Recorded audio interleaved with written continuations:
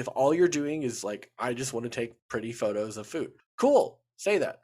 Don't harbor any kind of delusions of grandeur that you're single-handedly saving the struggling restaurant industry, because you're not. And if you go, and as a final thing that I'll say before we go into break, is if you want to turn or think you can turn this foodie persona into an influencer persona, don't fucking do that, because 99% of you are gonna go into a restaurant and say, I have 20,000 Instagram followers. I would like free dinner.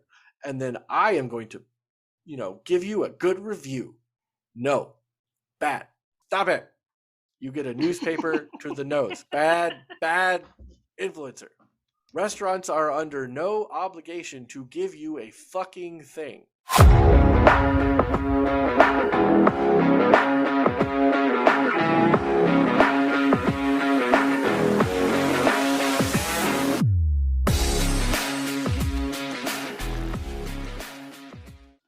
Welcome to Foodball, the show about and for humans who cook.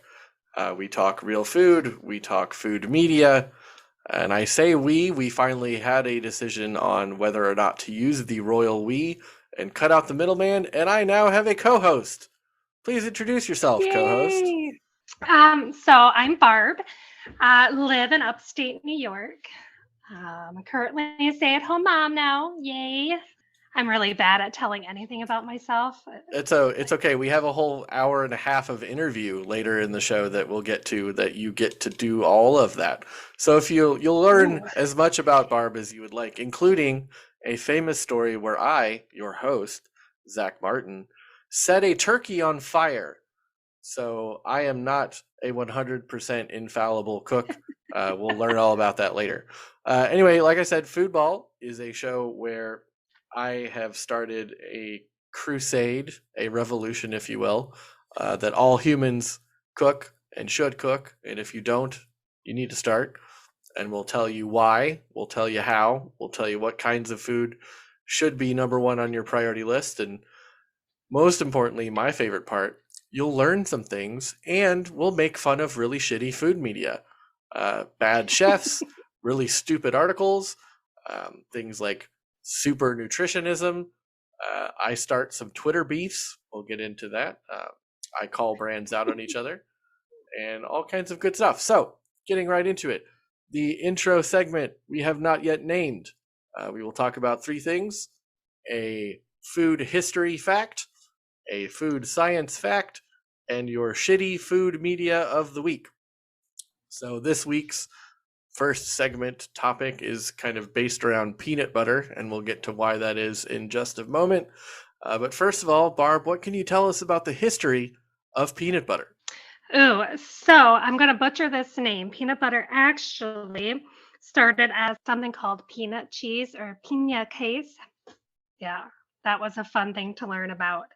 And it was cut in several slices of cheese. And that's going back to 1783.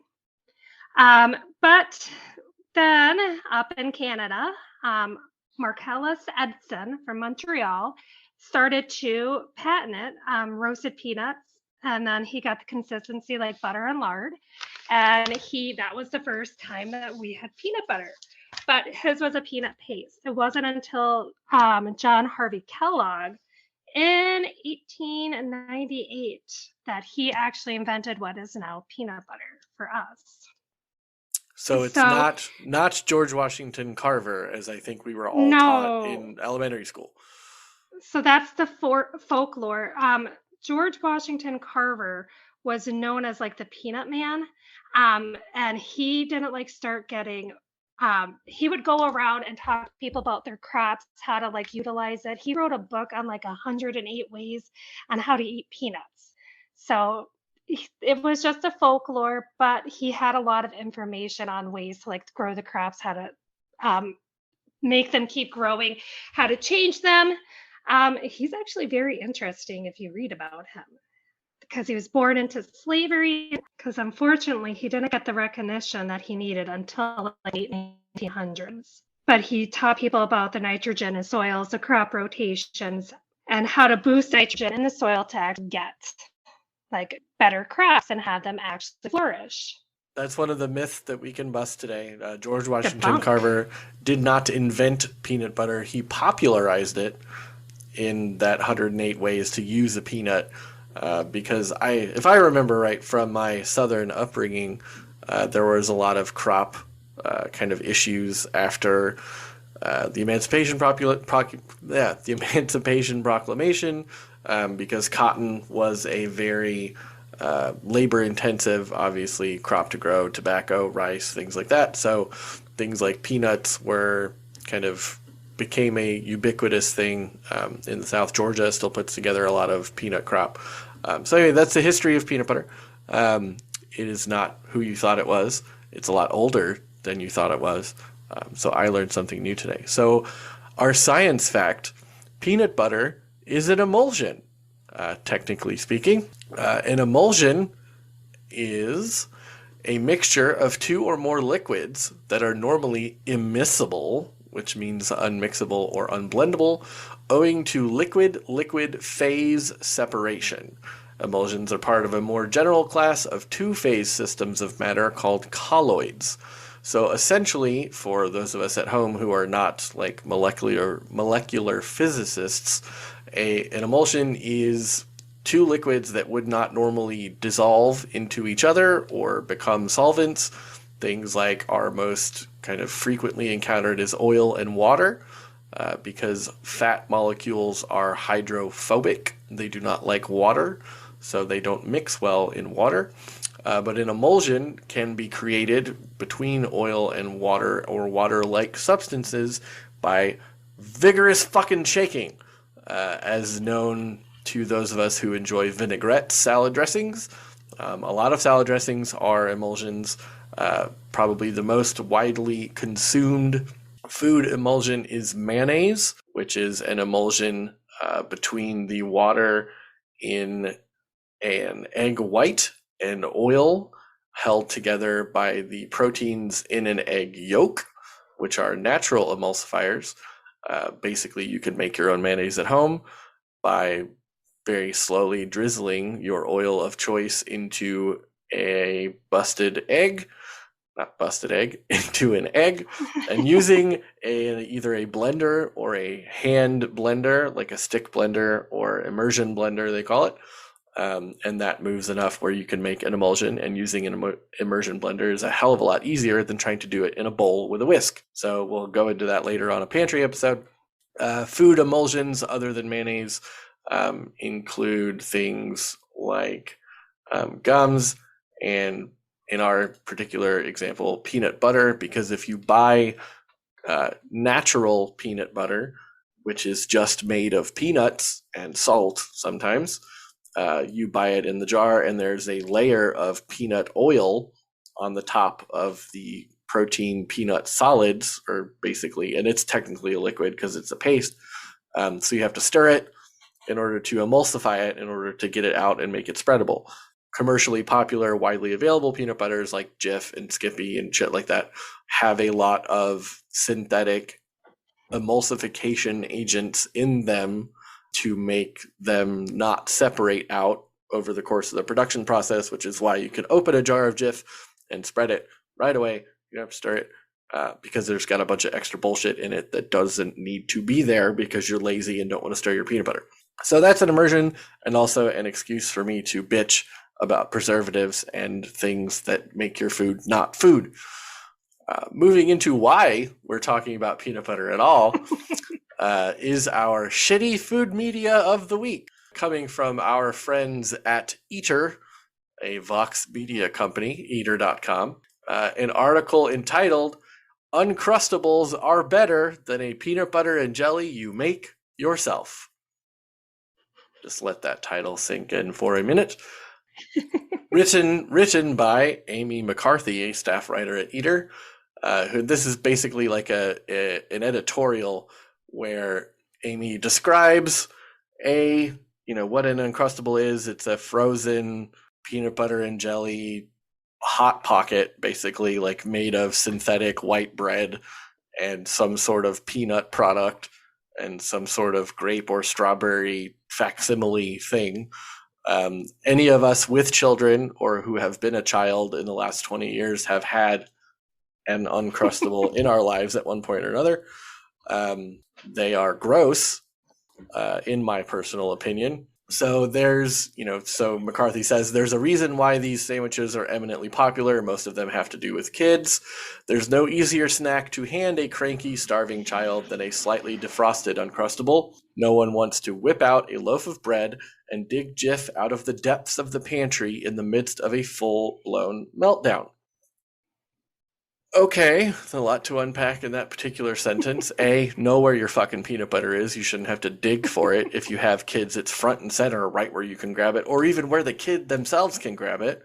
Slightly defrosted is a key component of that phrase. If you are in a full-blown meltdown, you can't say, okay, child, give me 15 or 20 minutes to set this Uncrustable on the counter to defrost so you don't chip off your front fucking tooth trying to eat it. So that defeats the whole purpose of it being a ready snack thing. The only fourth out that the Uncrustable requires is remembering to take it out of the freezer. So at the very beginning, I hate making a peanut butter sandwich. While I thoroughly enjoy the end product, there's something extremely annoying about creating what many view to be the world's easiest lunch. My biggest issue is the knife, which must be washed or wiped down after applying the peanut butter to avoid getting any errant PB into the jelly jar. And if you don't clean it up immediately after, you're left with old peanut butter that's been sitting around in your sink with a texture that is absolutely stomach churning. Now, listeners, that's the end of the quote, by the way. I can't read any more of this because it'll make me want to punch my computer. But listeners, I want you to think about something. Think of those late night infomercials that we've all seen about the person who tries to open their cabinet to get a cup and all of their dishes fall down on their face. Or if they try to hand a bowl of popcorn to their loved one and, throw it at them because they're completely incapable of human movement. Making a fucking peanut butter sandwich is not difficult. How do you make a peanut butter and sandwich, Barb? Peanut butter and jelly sandwich, Barb. I don't know. It's like the hardest thing. Usually I go and, grab a loaf of bread. Always have to not use the butt because nobody likes the butt of the bread because they're fucking disgusting. And I take a knife, and because everybody's obsessed with peanut butter in my house, I use the peanut butter first. And on the empty bread, I take my knife and I wipe the peanut butter off so it's clean. What? And then I go, I know, I'm surprised too. And then I get the jelly and then I put it on. And sometimes the hardest thing of this for me is my 7-year-old Zoe. She hates crust. So then I have to cut the crust off. It takes about 2 minutes of my life that I'll never get back, but at least she doesn't have to wait 15 minutes for something to defrost. Good point. And I like that you're mentioning the wiping the knife on the bread technique, which if you're using a pre-emulsified preservative-free or preservative-laden peanut butter is a reasonable solution, other than, I don't know, using a different knife or, God forbid, washing it off. However, if I may suggest, an even more efficient, time-saving, and delicious way to not only prevent yourself from, God forbid, having to wash a knife, but wasting food as well. So in my house, my 4-year-old, who makes his own peanut butter and jelly sandwiches, and I assume that Amy McCarthy is older than 4 and has more kitchen experience, knows that you do the jelly first. So you wipe your jelly, you spread your jelly of any kind. In my estimation, strawberry is king and grape is gross, but that's a personal preference thing along with the crusts. You spread the jelly, and then you take your jellied knife and wipe it on the clean piece of bread, thus adding jelly to both sides, which is much easier to get off the knife using bread than peanut butter, especially if you're using like a standard, mostly plastic Wonder Bread type bread, because it's very soft and pillowy. And if you're using like real bread, it doesn't really matter because it's got enough structure and texture where it'll work out anyway. But that's how you do it. And then you don't have to wash shit. Like you could literally just, and then, spread the peanut butter on top of that part, boom, done. And then you lick the fucking peanut butter off the knife And it doesn't matter what kind of texture it has after it's been sitting in your sink, because you're not going to eat it at that point. You're going to fucking wash it. Like, I don't understand how this is so difficult. I'm also concerned about the fact that like it's sitting long enough in her sink to get that texture. Cause like I don't anything that sticks, I don't know if like maybe I'm just bonkers. I try to wash it unless it's like a dinner pan and then I'm like gonna soak it and I'm using my finger quotes here. So that way I could just wash it in the morning. But stuff like that, I just rinse off right away. Like it's not that hard. And so to close this, I'll go out with the closing paragraph of this article. Quote, unless you really need to save cash or consume an inordinate amount of Uncrustables, like say a family of 6 might, there's really no reason to DIY something that exists to make an easy to make food even easier. When you buy an Uncrustable, you're not buying them because you love the bread or think the grape jelly is priced reasonably. It's because we live in a world where sometimes, maybe even often, convenience is something worth paying a premium for. Are you fucking kidding me? I don't know where to start with this. When you buy an Uncrustable, you're not buying them because you love the bread or think the grape jelly is priced reasonably. Then why the fuck are you buying it?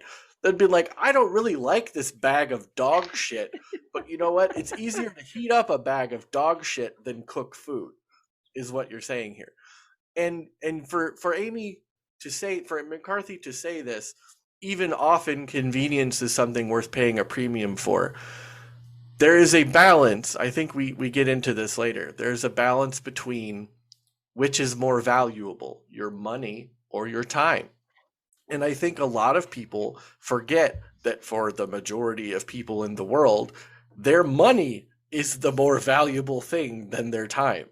A great example of this is pre-diced vegetables that you can get at most relatively large grocery stores. You can buy a little plastic tin of diced onion and diced bell pepper and diced celery, which are considerably more expensive than buying the whole vegetable. Dicing a fucking onion takes about 35 seconds if you know even slightly what the hell you're doing. And that's not worth an extra $1 for me to pay for something. I don't care what I'm using it for. I don't care if I'm going to take a handful of it and throw it at my kids. It's still better to me to dice the fucking onion myself. Tears be damned.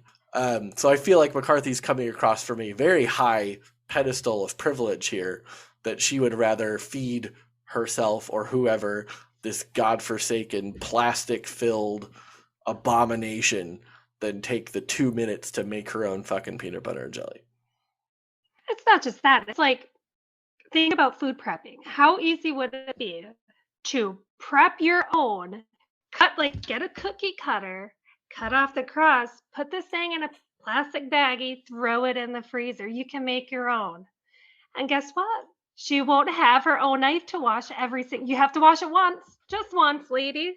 I hadn't even thought about that angle of it, because then, you can make it with better quality ingredients.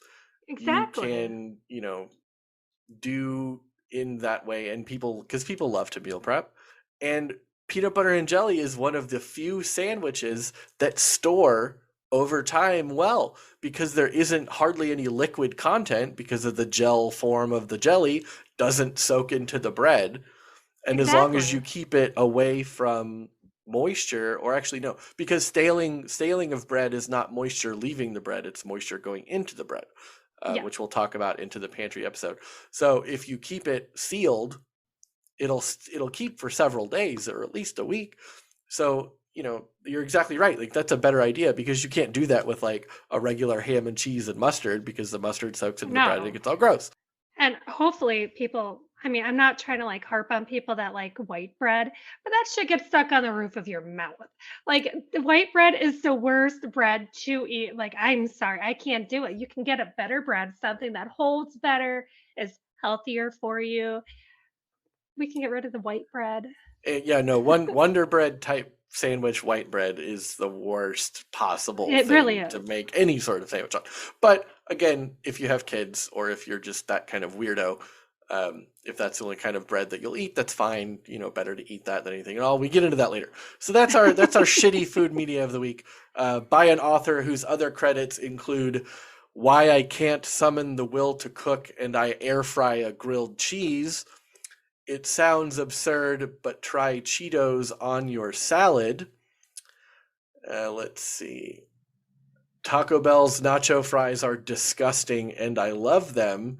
And my favorite, Lipton onion soup mix, deserves to make a comeback. So if you're interested, if you know anything or give a shit about food at all, go read some of these articles on Eater and let us know what you think. That's our kind of intro segment for the week.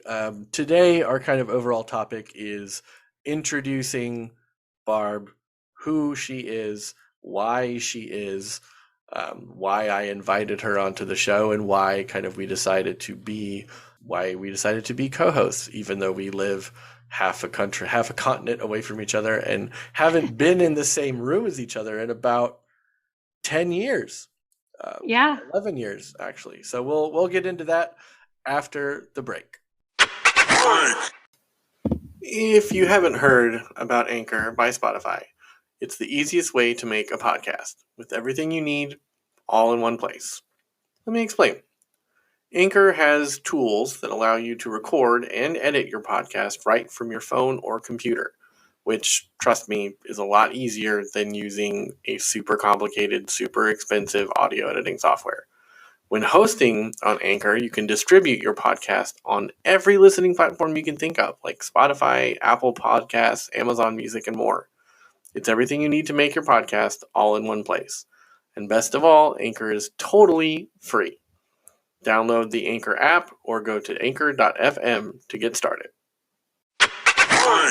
So this week, toward the tail end of the interview, we get into this, but we figured we'd give you a little bit of a front load of what we're talking about. Is Foodies, is the invasion of social media by self-described foodies, which is not a professional title, is not something which can be conferred to you, or I look at it kind of like a nickname. If you give yourself a nickname, you're an asshole. Nicknames have to be earned. So my overarching opinion on anyone who self-describes as a foodie, especially if it's within the realm of a social media presence, is that you are an asshole and you need to quit. Because I see foodies describing themselves or self-identifying as people who, specifically on Instagram and Twitter, because I'm not on Facebook anymore, because Mark Zuckerberg can go burn in hell.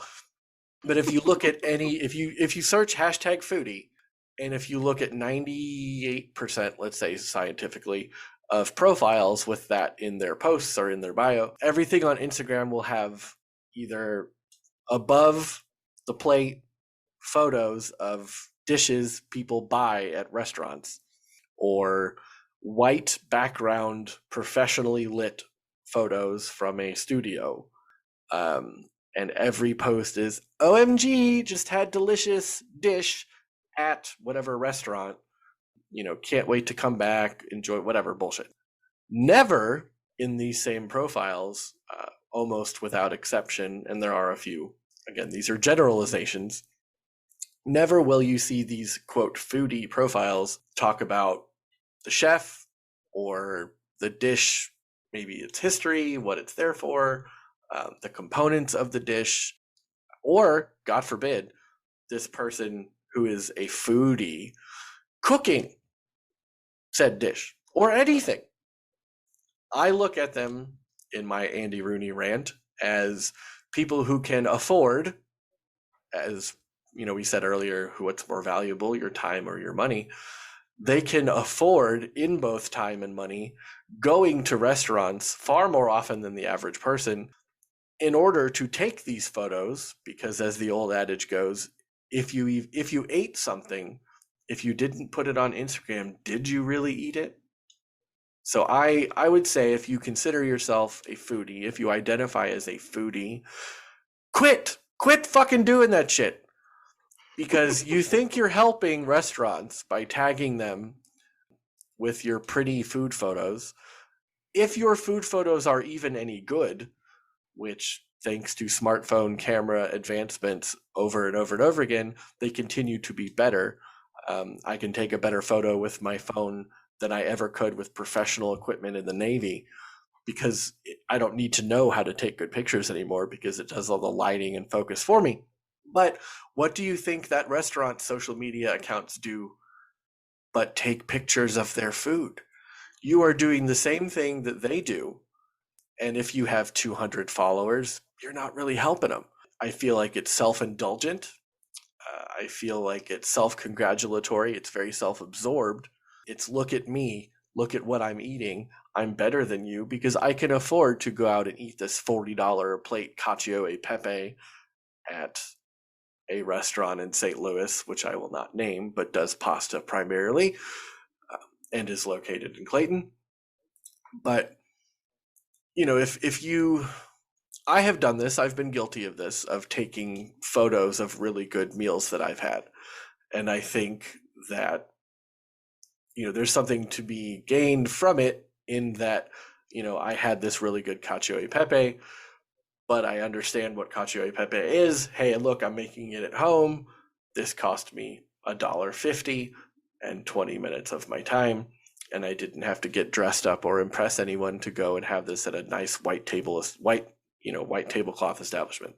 So I hate foodies. If you're a foodie, don't call yourself that. If you are a foodie, try cooking once in a while instead of just eating. You're missing out on a whole realm of the experience of what food is. What do you think, Barb? So the thing that drives me insane about foodies is everybody has to eat. So when you take it away, like people are always like, "Oh my God, I'm a foodie." Like that is not a characteristic trait because everybody eats. So let's back off of that for a minute. And nowadays, foodie culture came back, like it started in like the 1980s from like when I actually started like really researching this. Like this is how bonkers I am with this. Foodies nowadays, because of the smartphones, because of the technology, they are taking away the culture of food. And it's just a picture. It's how about learning about your chef? How about learning about this dish? How about showing the appreciation? At some point, all of us enjoy to go out and eat. Without a doubt, everybody does at some point. How about when you pick that meal, you understand? Like, you don't need to know every single detail about this is the thing that drives me nuts about some foodies. They're like, oh my God, this was grass fed and my cow's name was Jacob and he had 40 massages this year and he's plated over green grass, which I'm going to eat with a fork that came from Tijuana. Like, you don't need to know every detail. How about appreciate cultures? And instead of going to the high end places, where you're paying $50 a pop for a head, how about go to those small mom and pop shops where you spend like $4 on a meal and give those people a chance? Like, don't be so hoity toity with your stuff. Like, enjoy your meal, enjoy the food, learn where it comes from, go home, like you said, and learn how to make this meal. And we talk about, and I talk about too, you know, shortening the food chain.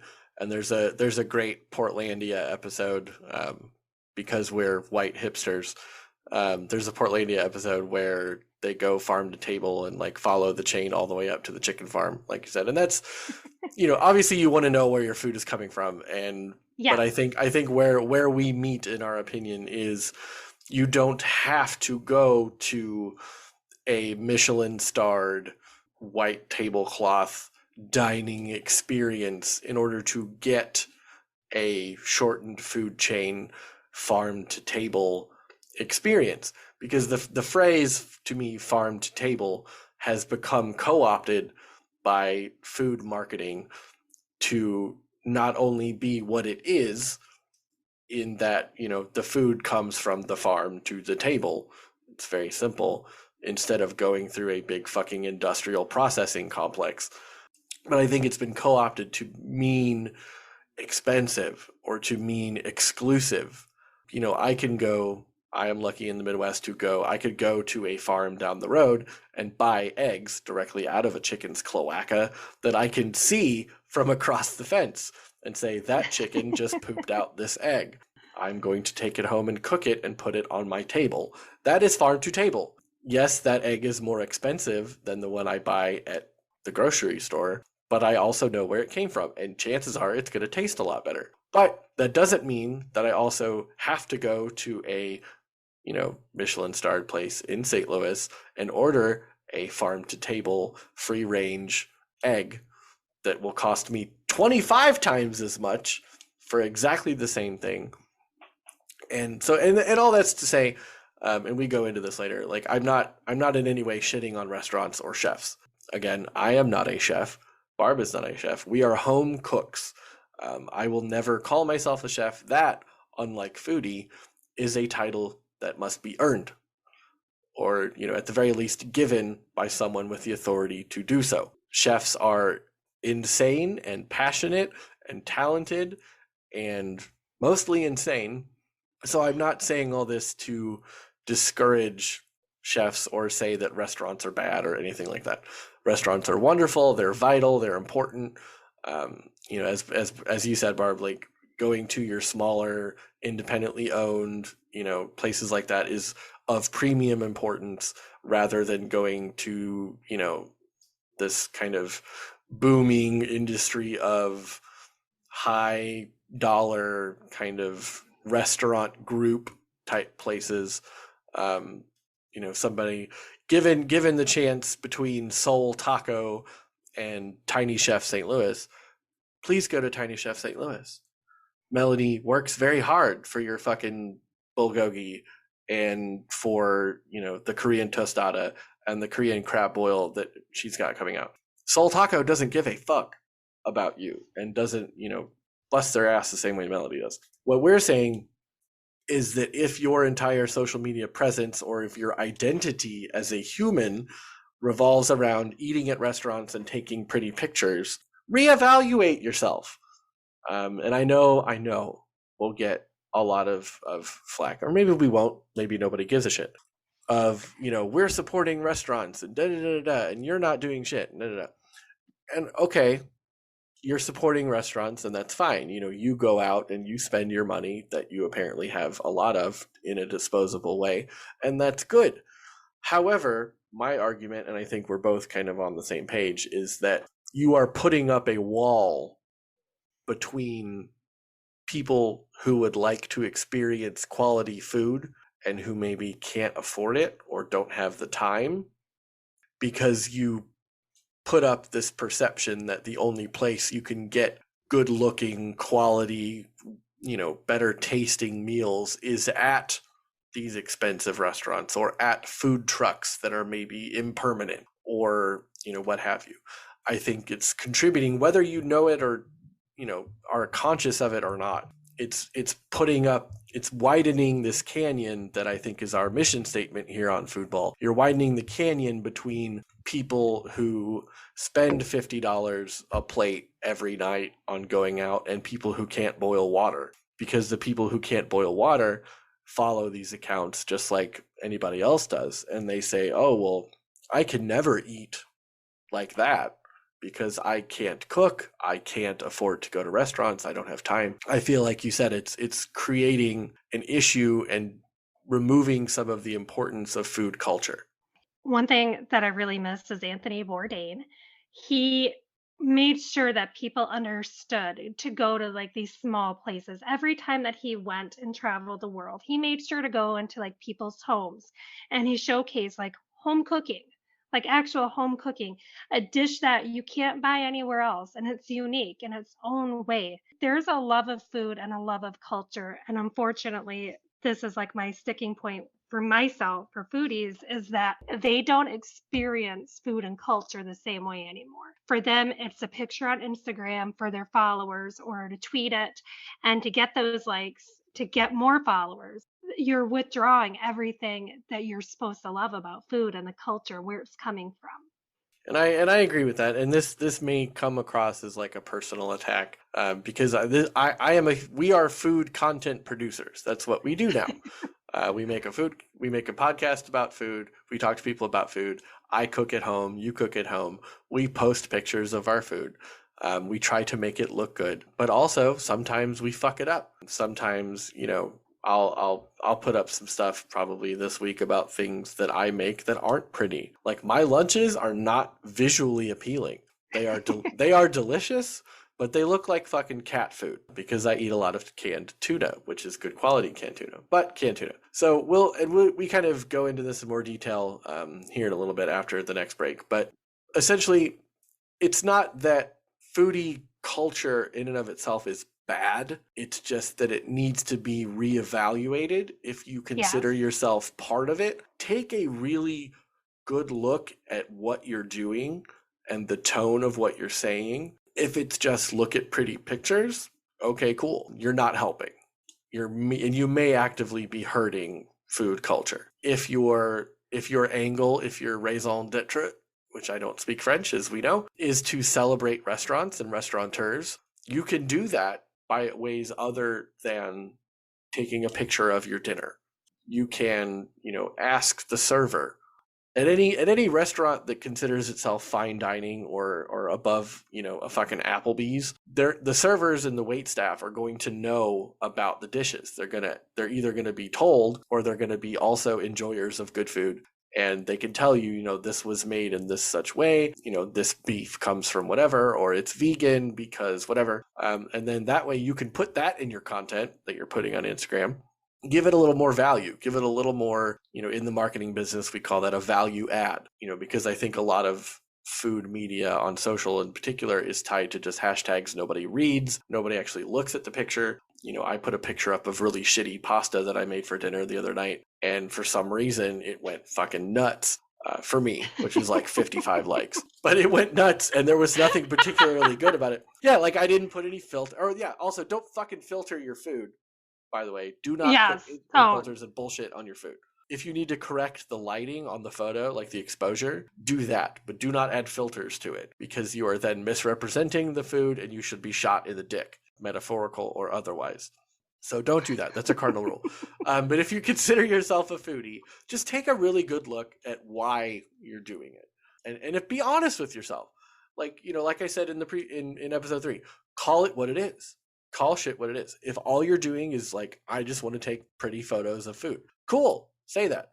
Don't harbor any kind of delusions of grandeur that you're single-handedly saving the struggling restaurant industry, because you're not. And if you go, and as a final thing that I'll say before we go into break, is if you want to turn or think you can turn this foodie persona into an influencer persona, don't fucking do that. Because 99% of you are going to go into a restaurant and say, I have 20,000 Instagram followers. I would like free dinner. And then I am going to, give you a good review. No. Bad. Stop it. You get a newspaper to the nose. Bad influencer. Restaurants are under no obligation to give you a fucking thing, whether you have 1,000 followers or 100,000 followers. They are businesses. I do this for a living. I do digital and social media marketing.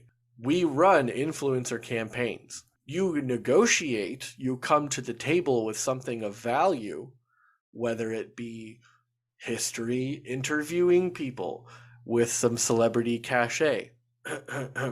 Yours truly. Or you can say, hey, I'd really like to review your product or review your restaurant. I would gladly buy it like any other customer and then give you an honest review. Or I have done this several times. You can look at my profile and see that I've eaten at your restaurant 12 times, and every time it's been fantastic. Could we perhaps talk about a relationship?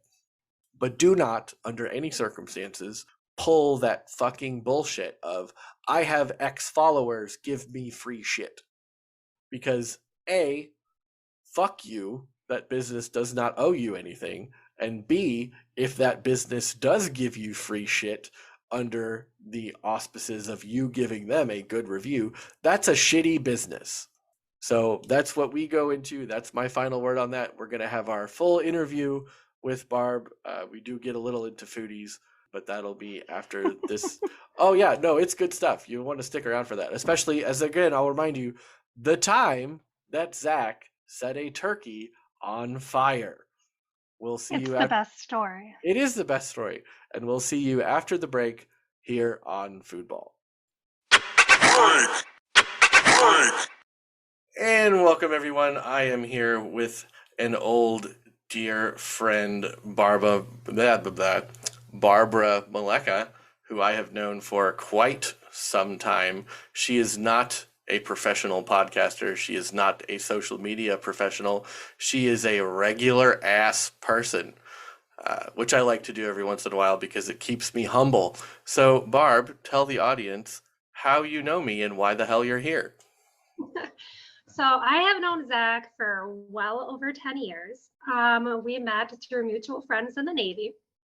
I lived in a household full of women in the Navy, and I was the only one that wasn't military. We decided to have a Friendsgiving. Zach went all out on this bomb-ass turkey. It was wrapped in bacon. There was sage butter, if I remember correctly, and he had it in a tinfoil pan. And imagine a whole group of military people. So there was about 20 of us, if not more. So Zach was the one that was making the turkey. So it had to be a big enough turkey to feed all of these people. So it's in the oven. Zach goes check on it, and as he pulls it out, all of the grease tips out, and now we have an actual oven fire.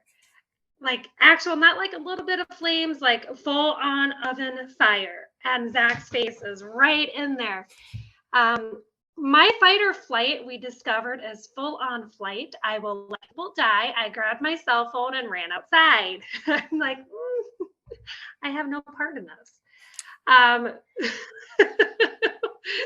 We got the turkey out. We needed to use, I like how I say we, it was not we, it was not we, I was outside. The fire extinguisher had to be used, good times, but Zach ended up with singed eyebrows, no eyelashes, and like no eyelashes, the top of his hair burned, like best Thanksgiving till this day. Yeah, I have made 4 turkeys in my life. 3 of them were edible. This one, of course, was not. Fun fact, if you put butter all over a turkey and then bacon and put it in a much smaller pan than it's designed for, the fat will pool and spill out the back of the thing.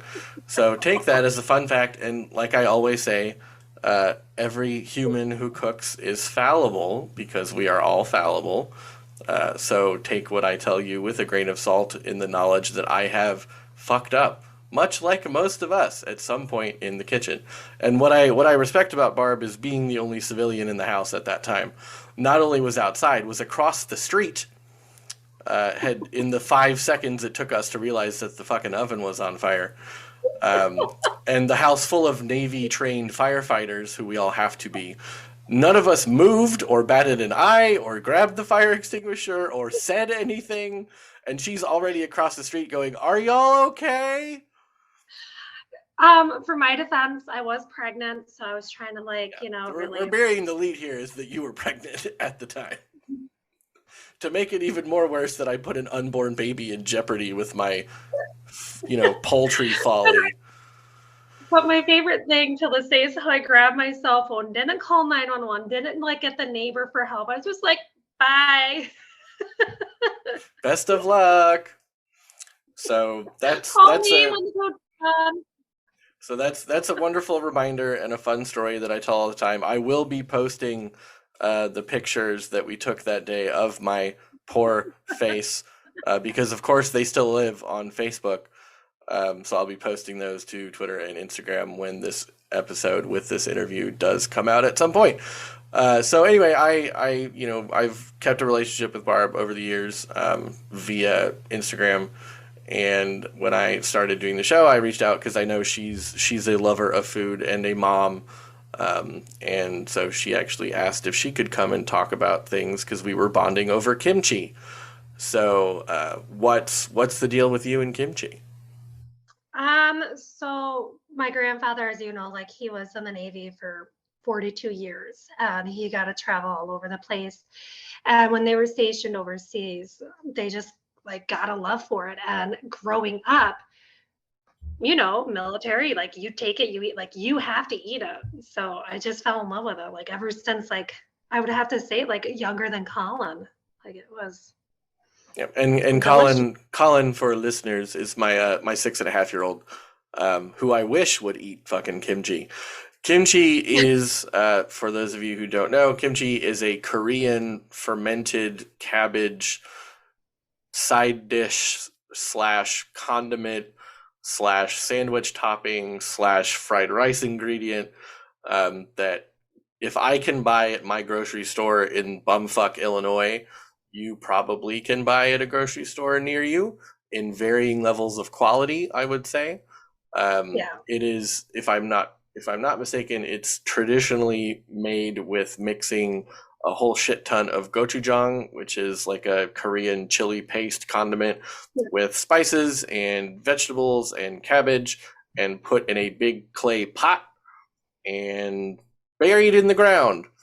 And the natural yeasties and bacteria that are on vegetables go to their little yeasty business and ferment the mixture. There's no alcohol in it. It's not like a weird kombucha thing. Don't get me started on kombucha.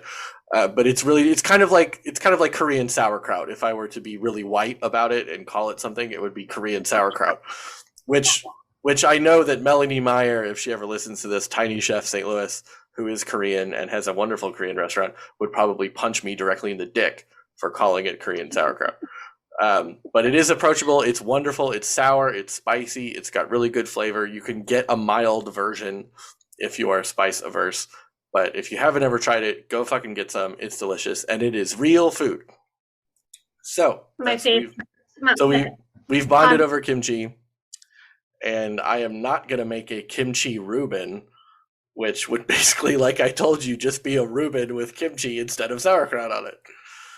But I feel like if we made like a good like spicy aioli with it, like we could like really upgrade this, like have a nice spicy. Yeah, or maybe kind of approach it from a banh mi standpoint and do like shaved steak and then kimchi, and because there's no cheese usually in Asian cooking, so I wouldn't put cheese on it necessarily. But like maybe a panini, yeah, like a bulgogi. Like a bulgogi panini. I wonder if that's a thing that's ever been done. We should do that. Yeah, so if that's never been done, don't take that idea. I will make it first, and then I will make $1 million. I could call dibs. You can call dibs on a podcast. It's the thing. No, well, I would take $30,000 of that. Fair enough. I mean, I like a nice flat negotiation that makes things a lot easier. I think we got this. Okay, so. As I said at the open, you are not a chef or a podcaster or a media professional of any kind. What do you do for a living? Oh, I am officially a nurse, but I'm taking some time off because my 11-year-old son has a lot of medical conditions. So right now I'm just at home taking him to all of his appointments and all of his surgeries. Okay, and how many kids do you have at the moment that you can claim? 4. Oldest is 17, youngest is 7. So that's right. She's 17. Oh my god. Yeah, so that's crazy. 7. Yeah, she's getting ready for her prom. We just went prom shopping. Oh my god, I'm so old. Don't you remember like when she was like Zoe's age, like 7 and like cute? Mm-hmm. That's why I'm old. Oh god. Yeah, okay. He's 14. Yeah, Harley's 11. That's terrifying. I was there when Harley was born. And you brought me my first food, like real food. You brought me Whoppers. Until this day, I never ate Whoppers.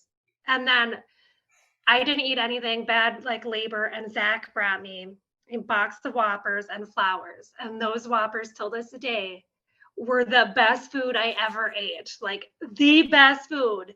I'm like, these are delicious and I don't like them, but best food. And I eat them now since then. Well, see, there you go. Because I think Whoppers are a criminally underrated candy. Primarily, I think because of the dud Whoppers that you inevitably get that are like chewy and the air has gone out of them. Those are trash Whoppers, just so right. And moving on from candy, so we'll go ahead and start with the questions that I make everybody answer. You cannot skip them. You cannot surreptitiously not answer them in the pre-interview and hope I don't notice, Barbara. What are your Well, top?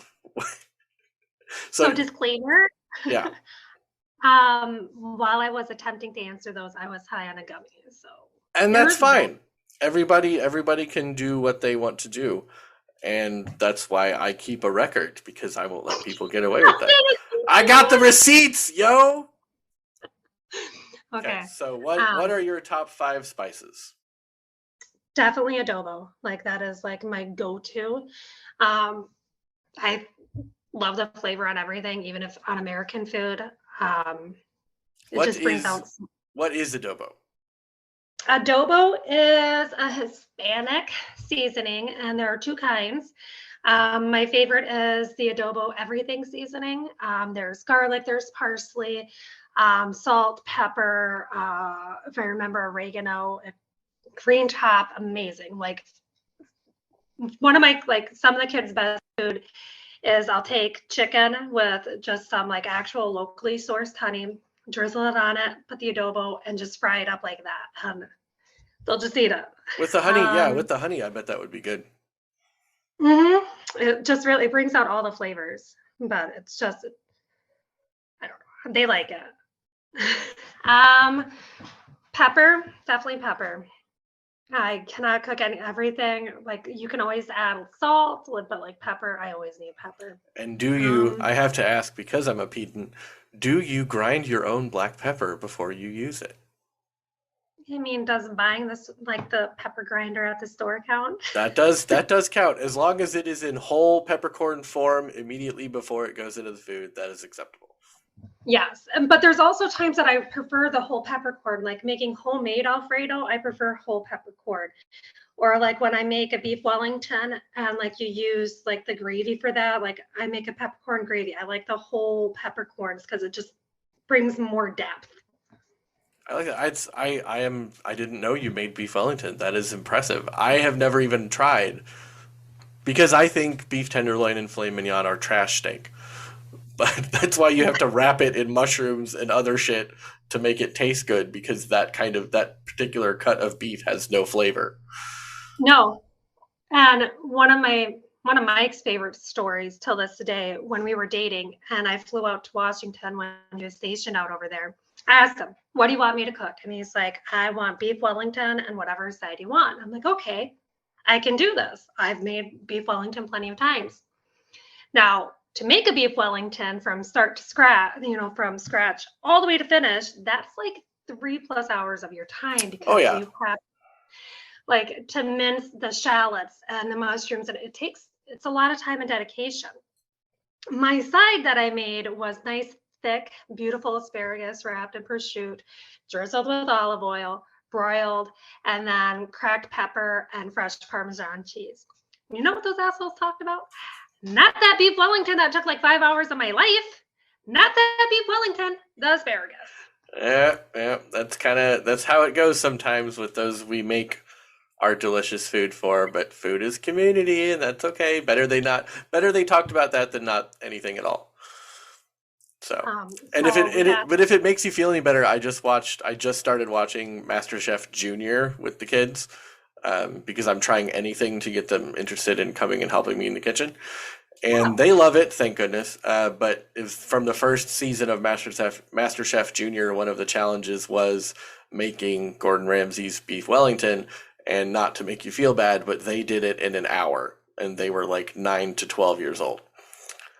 So now I'm like, well, I'm never gonna try it now because this fucking 10-year-old can do it. Like, nope, no thanks. damn kids. Yeah, it's Um, but ridiculous. oh, I still have three more spices, don't I? Oregano. Oregano is definitely, I don't know if I put that down there, but definitely oregano. Like my husband's Italian, and I have found out that oregano is like a huge Italian spice that has to be in like everything. It is, and it's one of the few herbs that functions better as a dried version.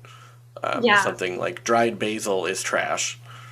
Absolutely. But dried, like fresh oregano, is a lot more mild and it doesn't have a lot of the spice kind of to it that Yeah. dried does. I make when I make tomato sauce, I probably put way too much dried oregano, but Oh I no. I happen to like it that way. I like the It way it just has a plays nice with the smell. tomato. And sometimes, Yeah. but on the other hand, I think sometimes people to put too much oregano in their tomato sauce to make up for the fact that they're using shitty tomatoes. So on the I pantry episode, I don't know when this one will come out, but whether I've done the pantry episode yet or not, I plan to or have talked about canned tomatoes and why you should only buy San Marzano canned tomatoes and how to do protect destination of origin or get them from my favorite tomato company online, Bianco di Napoli. Bianco di Napoli does not pay me for this endorsement. I hope they do in the future, but they don't right now. So don't feel bad if you don't buy them because I won't get any money if you do. Can we send them this? Oh no, I will 100% tag them in something like this. I actually have a shirt that I bought from there too that I need to wear on my next video. That's Um, amazing. so moving from spices before I get too much into that kind of thing. I'm going to read the question and then I'm going to read your answer and then you can try again.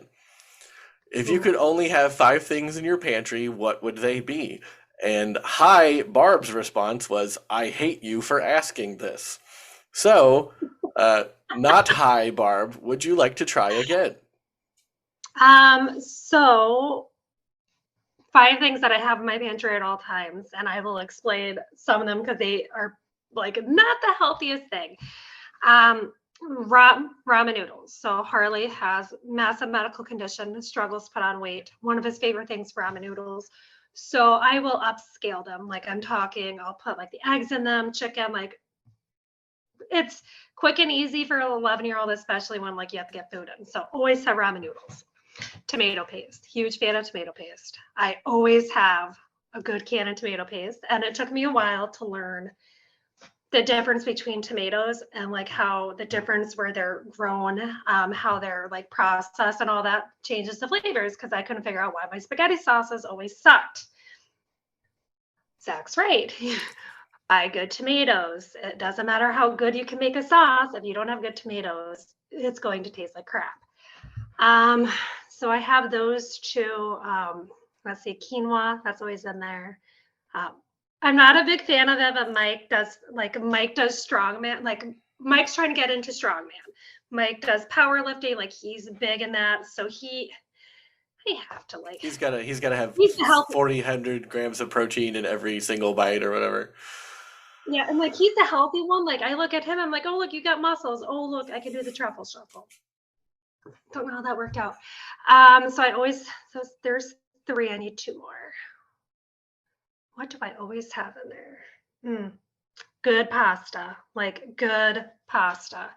But I always have to have 2 kinds, like good gluten pasta because I like my gluten. I feel bad for those that can't have it. And then I have to have gluten-free for Harley and make sure that it's the high dose of protein in there for him. So And have you then, tried, is something like, would you use like a chickpea pasta? I know I've seen those. yep. Um, So I'm a big fan of the chickpea. There's one that we get at Trader Joe's. Sound really bougie and white right now. Um, but it's the best because when you start making like gluten-free pastas, it just melts together. they're usually trash, which sucks. Yes, but I'll have to message you because I have one and it's good. Like even Zoe will eat it and she loves her gluten. Like she knows the difference. Um, and then let's see. Trader Joe's spaghetti sauce. I always have at least 1 jar of that. Fuck jar sauce. Come So on. I do. I I know, I know, know, but I know parenting. I know, I get it. yes. Now, if we talked about what's in my freezer, ooh, there's like chicken nuggets. There's like anything frozen and processed for a kid. I'm just like, here you go. Yeah, and those Because that's they don't kiss another it.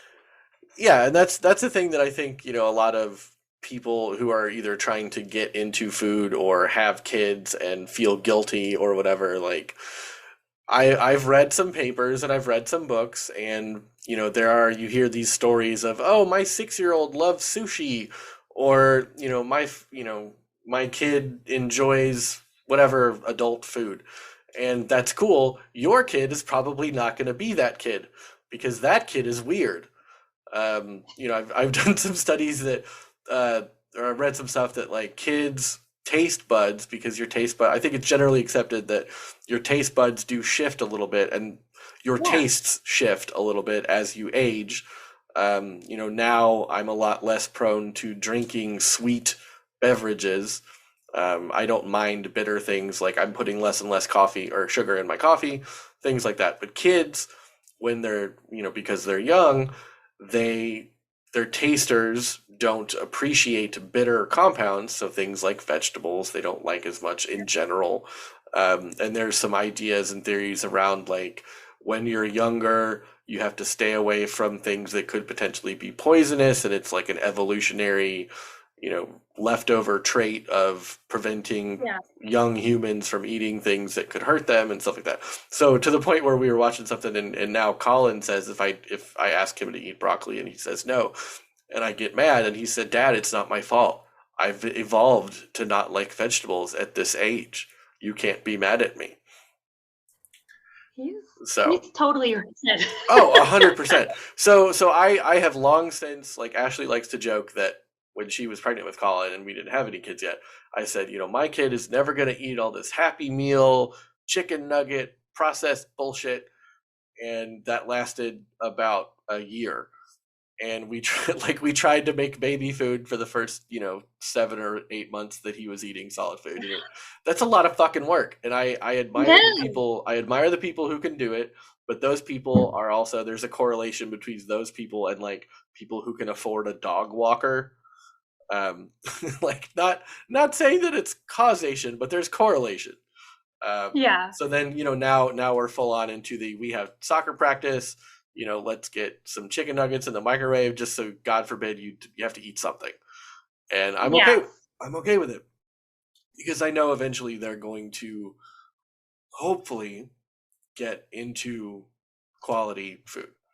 So I wouldn't feel bad about that. Parents out there who are trying to be better cooks, Yeah. don't worry about that. You're not going to poison your kid. You're not going to, ruin their taste buds for forever. As long No, as and I that's the think, thing. yeah, and I I think think you and I would agree if as long as you keep trying and you expose them to it, I think that's the best you can do and that's the best you can hope for. And I feel like it's such a big stigma on parents now. And it is like parents get shamed. Like, it goes back to taste buds changing. Like, I can talk about each kid about how when they were like little itty bitty things, they would eat whatever the heck I put in front of them. Like, there was a point in time when Harley would eat edible flowers and calamari and lobster, like when he was like 2 3. Like, he had a great palate. And then he discovered, like, oh my God, chicken patties. Like, these are delicious. And there's that stigma, and it's not about something being quick and easy, but it's about everything changing. And it doesn't make you a bad parent. Your kid's eating. Give them their fruits, give them their veggies, whether it's canned fruit, rinse off the sugars. Like, yes, I know they're not the best, but rinse off the sugar. It's just stop having that stigma because, it really, like, everybody's kid's different.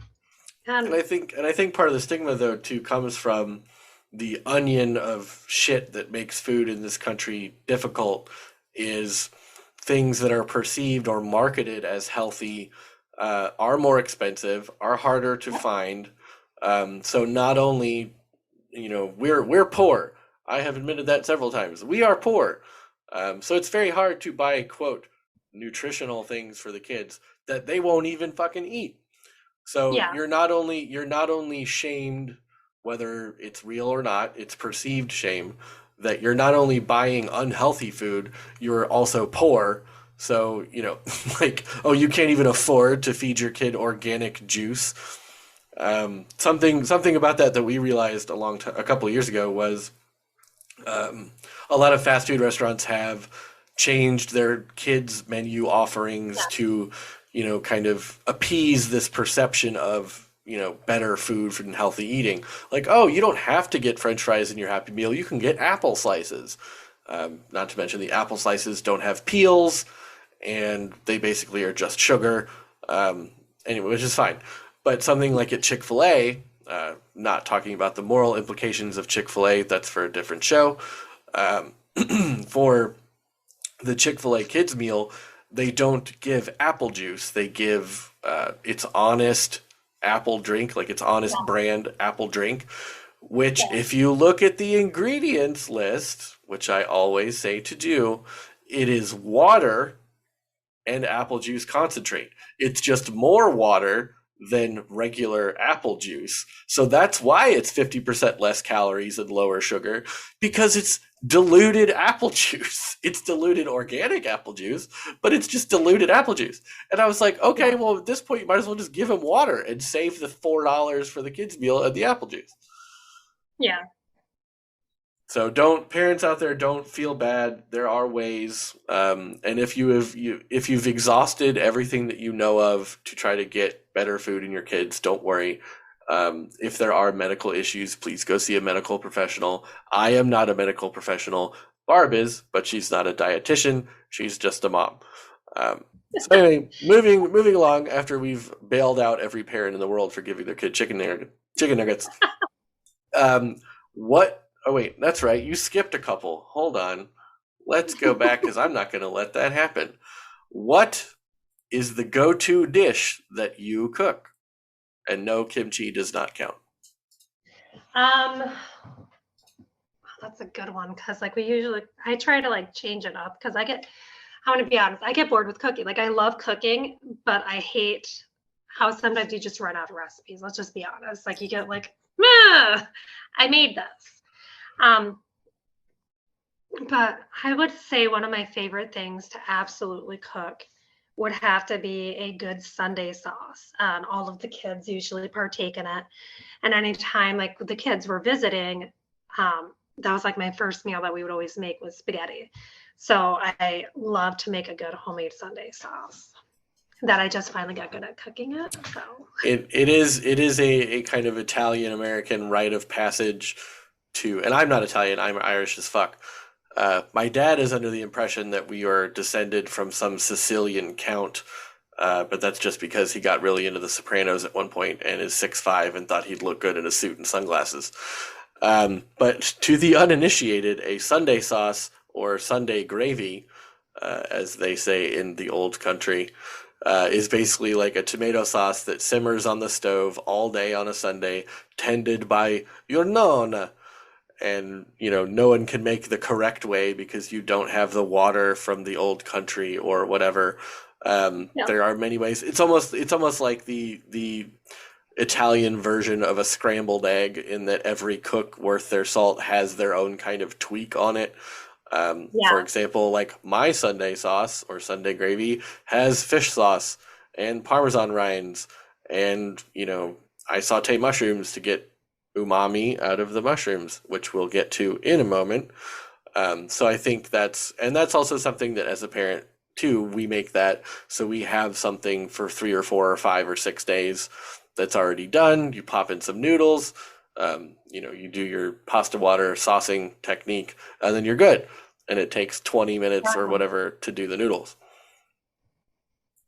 Yeah. And like my favorite thing is Mike's family, full Italian. They make on his dad's side, they make homemade wine, still from like the old country. Like we still have to rack our wine that's in the garage. But they make out of the wine, they also make homemade sausage. And these are recipes that go back to like the family that was in Italy. And so I use that sausage like when I make the Sunday sauce, as long as Zoe doesn't eat all of it, because Zoe, like a true Italian, is like a truffle pig when it comes to the sausage. Like she will sniff it out and be like, "Oh, I look." Like anytime, like we go to Mike's dad's house, who we're gonna make this really confusing. His name's Mike too, because evidently that is like the most popular name with Italians is Mike. Um, so when we head over to Big Mike's house, Zoe always asks for that, and this kid can eat the packages. I'm talking like 5 freaking sausages, like just completely salt-based, wine-based sausage, and she's probably going to have high cholesterol by the time she's 10. And that's fine. It's enjoying. Yeah, that's fine. Whatever. You could get on medication for that. Trust me, I should know.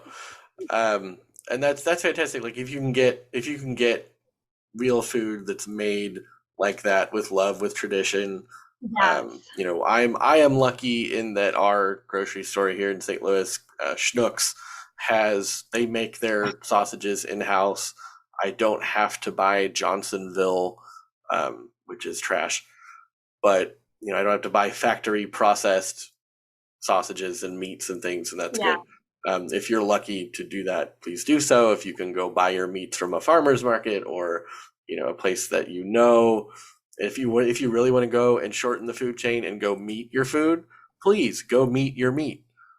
Yeah. It will bond you to your food and your cooking, I think, better than watching any Netflix show can. And I don't know how I got on that tangent from that, but don't worry, everybody has a dish. And that's why I asked that question. So, what is the most important item in your kitchen? I would have to say my left front burner on my stove. That's my favorite. I'm kind of married to it. Okay. Everybody, I feel like nobody talks about this as an adult. We all have a favorite burner, and that would be mine. Okay, so then I have to ask a follow-up. Do you have one of those ranges that one of the front burners is like the mega ultra boil, like bigger one? So that would be my right front one, because it can go like from like the little itty bitty one to like this huge one. And like that's the redheaded stepsister. Sorry if there's like redheads that watch us. Like I'm sorry, it's just I avoid that one like the plague unless I have to like make like the big pots of water for like pasta, or if I'm doing seafood, like anything like that. But can't do seafood too much because it'll kill Mike. Big allergy to shellfish. Like Oof. somebody would have a great life insurance. That's so sad. I love seafood. But would you like to hear my weird conspiracy theory about why the mega ultra burner is always on the right-hand side? So I am left-handed, so I am already at a detriment in the kitchen and in basically everywhere else in life, because the world is discriminatory toward left-handed people. And if you don't believe me, ask someone in your life who is left-handed. So I realized the other day when I was making scampi with pasta that you boil the pasta water on the big burner because it's the big burner, and then you pull the pasta out of the water into the pan with the sauce to do the sauce method, which I'll either have gone over or will go over when we do our basic techniques show. Basically, you pull the noodles out of the boiling water, covered in the starchy pasta water, slop them in the sauce, and that emulsifies the sauce and covers the noodles. So don't dump your sauce on top of your cooked noodles like a fucking savage. But while I was doing that, I'm left-handed, so the tongs are in my left hand, and the pan is in my right hand, and I realized I have to reach over, and you can't see this on the podcast, but Barb can see it on the camera. I had to reach over the hot sauce skillet to get into the pot with the tongs in my left hand to pull it out and put it in the skillet. And then I'm also over the open burner now that I've taken the skillet off of. So the fire is down here under my left armpit. And I realized if you're right-handed, you can just leave the skillet on the flame and pull the noodles out with the right hand tongs, dump them in the skillet, and be done with it. So now I can add gas ranges to my list of things that say, fuck you, left-handed people, you have to deal with it. And that may or may not be correct at all, but that's how I choose to believe that is another thing that discriminates against left-handed people. So, and if you'll notice, and now that I've mentioned it, every time you watch someone chopping something on TV or on your phone when you're watching somebody cook, you will automatically notice whether they're left-handed or not, because it will look weird to you if you're right-handed. I guarantee it, because like I can pick out, I don't remember who it was, but it was somebody that I've watched for forever, and I finally clicked. I was like, oh, they're left-handed. That's how I cook. That's why it looks weird. I'm gonna have to like go and watch a cooking show after this. Yep, it'll be obvious right away, because you know how you look in the mirror because you see yourself in the mirror all the time. So it'll look out of place if it's the other way around. So moving along after my weird conspiracy theory, there are conspiracy theory podcasts out there. I have a couple in my podcast community. Go find them. They're very fun if you're into that sort of thing. So moving along, what do you think of umami? My whiteness is about ready to show. And I'm I gonna can leave. name I'm one. gonna leave. I'm gonna leave that silence in there because it was such a pregnant pause. Usually you would cut it out, but that stunned silence is gonna be that's gold. That's podcast gold. What is it? Okay, and that's fair. And that's fair to be willing enough to ask. So Cliff's notes: umami is what's considered the fifth taste after sweet, salty, bitter, and sour. It was discovered and named in Japan at the turn of the 20th century by a guy essentially scraping white powder off of dried seaweed. He found that it made flavors more flavorful, savory things more savory, um, and now it has come to be found in things like tomato sauce or tomato paste, Parmesan cheese, soy sauce, fish sauce, and is also the primary reason that people use MSG, monosodium glutamate, because glutamates, the natural compound, is what is found in those foods that improves the base flavor of other flavor compounds. So basically like a supercharger or like a Super Mario mushroom. So when you make things that aren't necessarily meaty dishes, like a vegetable soup or anything and it's a really good helpful tool for vegetarian and vegan cooking. Well, not vegan necessarily. Well, it can be if as long as you stay away from the fish sauce, obviously. But for vegetarian cooking, if you need your mushrooms to be more meaty, if you saute them down and really brown them, and then put some Worcestershire sauce and soy sauce and some tomato paste and put that in your oil, you can make your mushrooms reminiscent, very close of a ground up Italian sausage, which I did in a sauce the other night, and it was mind blowing. So umami basically is a next level of flavor technique using specific ingredients that everybody should have in their pantry. I know when you talked about tomato paste, you said you have a jar or a can of tomato paste. I highly recommend switching to the toothpaste tube of tomato paste because you can use exactly how much as you need, and then you just put the cap back on and put it back in the fridge, rather than opening a can and then only using half of it, and then what the fuck am I going to do with this other half of can of tomato paste? Which everybody has done, and you've tried to cover it in foil under the auspices that, oh, I'll use this again later. And then a month later, you look in the door and they're like, what's that? You pull the foil off and it's literally growing a hand and looking at you and waving. So if you can find, if you can find the sauce in the tube, do that. So that's basically umami. It started to become a thing around 2000, and now is kind of like a delineation point between like, do you really know how to cook, or are you just like following recipes and like doing bullshit? So now that I'm really happy that I didn't Google this. Like that was like the one thing I'm like, I don't know what the hell this is. I'll wait for Zach to explain this. Oh, thank you. Like I'm a bit Googler. Like like if there's something I don't know, or if there's like a murder and I'm like, hey, look, crime scene photos. Like I always have to Google things. And this was like one I'm like, and I filled that out like about earlier this week, last week. And I'm like, do not do it, do not do it, do not do it. So thank you. The anticipation has been killing me. Like, and you saw the reaction, genuinely had no idea what that word was. None. It was golden, and I'm excited. So that 4 or 5 solid seconds of stunned silence is fantastic. It's going to stay in there.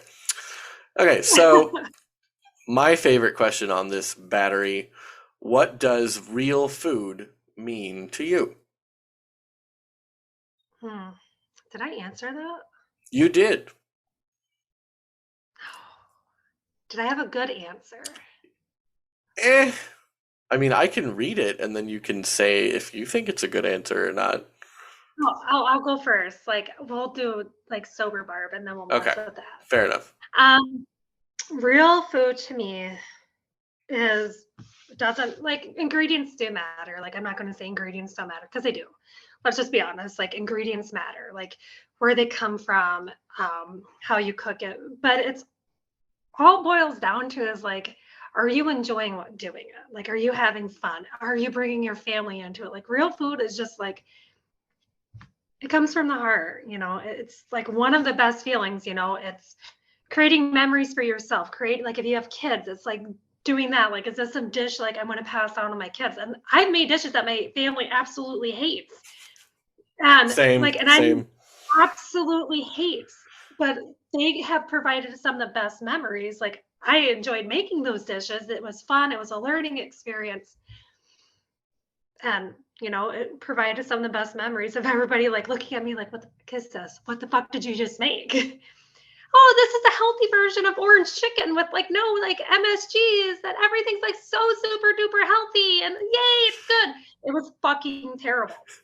Until this day, Mike has like the top 5 dishes that I've cooked that he will not eat. And they like, I think that's like our number one, because it was like the worst dish. And even I'm like, let me try it. I'm like, who we need like the peanut oil, we need MSGs, we need fried, like where's the flavor? Like this is Where the flavor, to quote my friend Uncle Roger.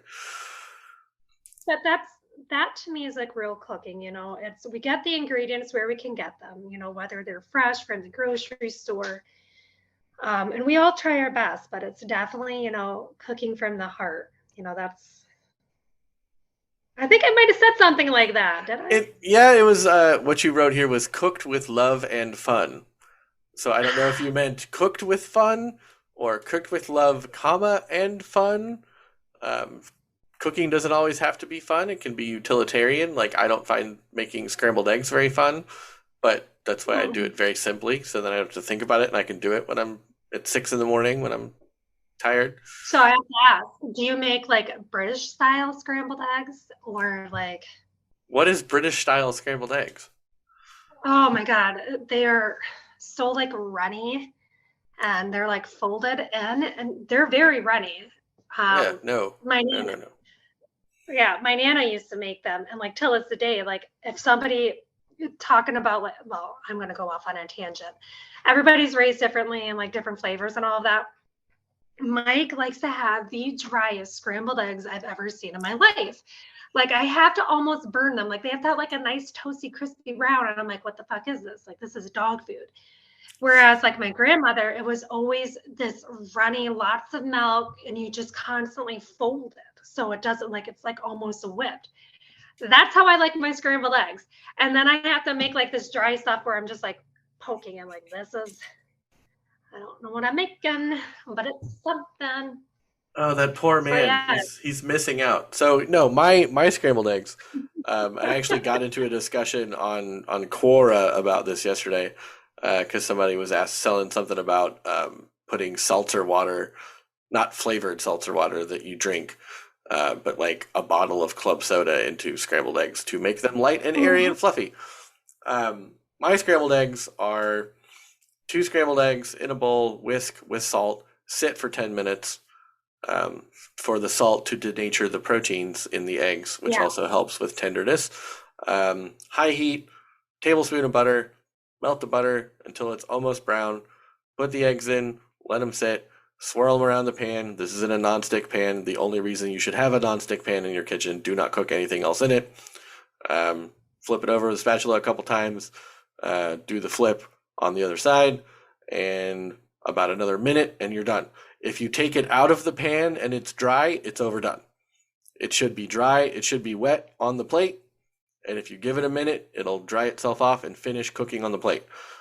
That's it. That's all you do. I don't put milk in it. I don't put like club soda. I don't, obviously salt and pepper, but like that's how I do it. And as long as you like the kind of eggs that you're doing, as long as you don't do really dumb shit like put the shells in it or, like, because there are some people who swear by cooking it low and slow. Like I know Alton Brown did it that way. He made fun of Giada De Laurentiis one time for doing it that way. Gordon Ramsay does his a certain way, or whoever. Like some people like a slow cook or a fast cook. I like fast cook because I'm fucking hungry. Like I don't want to sit there for 35 minutes and cook scrambled eggs. That's dumb. Scrambled eggs should not take 35 minutes. Like right. No, like it's an easy food. And it Oh yeah, becomes more like custardy. It's a completely different food at that point. Like, which is yeah, wild to me. And one of the things I love about eggs is that they're so like versatile and weird chemically, and it makes sense because like that's how animals start. And if you think about it too much like that, it's gonna be weird. But like all the things that make it unique as an egg make it unique as a food. So, yeah. unless you do, if you think that your scrambled egg method is dumb shit, send it to me and I will tell you. 9 times out of 10, it's probably just going to be, okay, you like it that way. But on the 10th one, I will tell you that it's dumb shit. Yeah, like how Mike likes his scrambled eggs. I Exactly. don't care.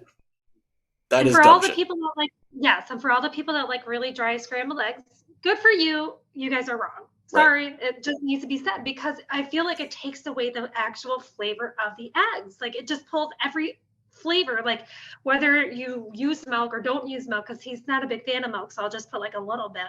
And like same thing with the butter, high heat, but you're breaking down everything that gives it flavor.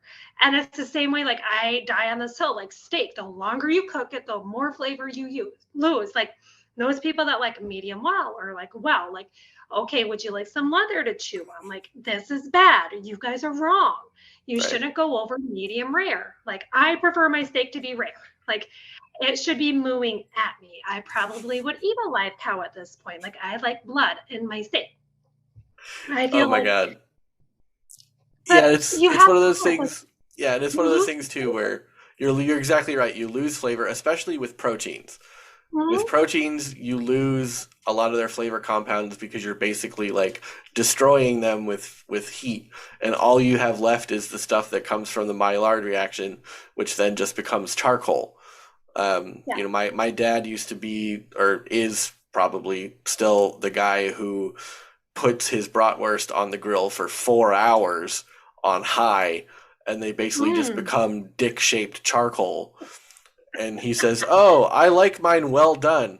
Like, no, motherfucker, those are charcoal dogs. Like, that's gross. But it goes back to the idea of like, you can have an opinion. Everyone is entitled to their own opinion about whatever. Some opinions can be wrong, and that's Yeah, okay. Like, if I had the opinion that the sky was purple and like peeing blood, that's an opinion, but it's also wrong. Those things are exactly. not mutually exclusive. So if you like overdone scrambled eggs, or if you eat your steaks well done, that is your opinion and you are entitled to it, but your opinion is wrong. Yeah. Also, those people that overcook pork drives me insane. You have to, like, people don't understand. Pork is supposed to have a tinge of pink. Supposed to have a tinge of pink. Pork is not supposed to be solid white. It is not supposed to be dry. Needs to have a tinge of pink for like that actual real flavor embodied in it. You want it to like melt in your mouth. You don't want to like be chewing for like 10 minutes, like, this is a delicious pork chop. Where it And if you're gets from the grainy. Midwest, Yeah. yeah. And if you're from the Midwest, you had like these fried pork chops with applesauce, and it's so dry, you have to dip it in the applesauce, and you're like, Yeah. yum. Fun Nothing's good fun about fact, because you know why the traditional wisdom is 165 for pork, right? yeah. No. So the conventional wisdom is you have to cook pork of any kind to 165 degrees to completely eradicate any chance that you could catch trichinosis, which is like an intestinal parasite. Yep. However, and I talked about this on episode between 1 and 3, I don't remember, the last confirmed cases of trichinosis in the last 20 years in the US or whatever it is came from people eating wild boar, not commercially produced pork, or bear meat in Japan. Um, Mm-hmm. so, so like trichinosis is not a thing. And you're exactly right. Cooking a thick pork chop to medium well, you'd call it for like beef, you can go to 140, 145. And Mm-hmm. if you're not temping your meat, please temp your meat. Don't use the hand, like, can I feel, like, that's a stupid thing, like grabbing, like Yeah. touching the bottom of the meaty part of your thumb. Don't do that. Use a fucking thermometer and be done with it. You can go to Yeah. And pork. You I can like go the pork. people that do the cheat. Oh God, yeah, no, don't, yeah. There are certain No, I got things you can do. Yeah, like you've got the chubby checker cheeks. Always have. But the like there are some things you could do with feeling, and there are some things that you need to do with science. Using a meat is one of them because nobody likes an undercooked chicken thigh in the middle because you're too lazy to use a fucking thermometer. But that's how pork yeah. things. So do your pork that way. Um, and our last question, which is always my most fun and most favorite one, our tagline on this show is "Humans cook," and that's our raison d'être. That's the reason that I'm here because all of us, regardless of skill, um, should cook if we're not already. So why should humans cook? Um, the sarcastic part of me wants to be like, because we need to eat. But in reality, you learn so much from it. Like you learn a lot about yourself. Like you learn what you like. Like it's such a growing process. Like if you start cooking in your teens, like I've been cooking since like with my mom for years, like going back like at least 7. And my tastes have changed, they've evolved, and I've learned like actually how to cook good food. You know, I remember being on my own for the first time, I overseasoned a lot. Like when you don't know how to cook, you overseason, you overcompensate. You think it's good. It may have some good flavor, but it's not. So I really think that's a huge thing is, you discover yourself and you discover your tastes and they change. And when you have kids or if you have a partner, you learn them and the dynamics on how that works with you. It's huge for me. Everything's changed. Like I've learned how, like since being with Italian, I can actually make a really good spaghetti sauce. It may have taken me a long time because I'm going to be 36 and I just nailed it. Like I want to say last year or the year before. Uh, like we're going on a long time, but you learn. And I feel like everybody needs that, it's self-discovery and it can be meaningful. And I suffer from depression and anxiety. I'm very open about it. And there are times if I have such an uptick in it that I'll cook something random, like the 7-fish stew, the Italian 7-fish stew. I'll cook it just for fun. And it's when my depression's bad, I'll just cook it. It's something that takes a long time, but it's meaningful. Is that kind of like a bouillabaisse? So there's 2 different types. You can do a red sauce and you can do a white sauce. And it would always be like the cheapest cut meats. Like fish, like sometimes it'd be like the cod, scallops. Back when lobster wasn't like really popular, I like to throw in like I'll like clams, oysters. I like crabs, so sometimes I'll throw in some crab legs. But my favorite thing about it is my grandmother has written a hand recipe, and now my nana is, I want to say like 90, and I still have this handwritten recipe from when she learned it from like Italians many many moons ago, and I use that, and I use Mike's family, and it's really good, and it just brings like a lot of joy. And I like that you mentioned, when you're struggling with depression, it can be an outlet. I am bipolar. I have bipolar 2 disorder. Um, and before I was medicated, I can now look back and say, oh, I would go into these when I had manic episodes. I would go into let's spend $400. Like I watched all of Binging with Babish's YouTube show, like cooking show, in 2 or 3 weeks, and bought his apron and bought a mandolin and bought all this other stuff off Amazon because I was like, I'm gonna cook. This is great. Da, da, da, da. And then I came down off of that manic episode and was like, what the fuck am I gonna do with all this stuff? I still haven't used the mandolin, and it's been like a year and a half. But now that I'm medicated and I'm more mood regulated, this is not to say that cooking is a substitute for professional mental health care, because it is not.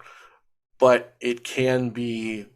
It has been to me a an outlet, a focusing agent, something to bring me back down from the Yeah. peaks and help bring me out of the valleys.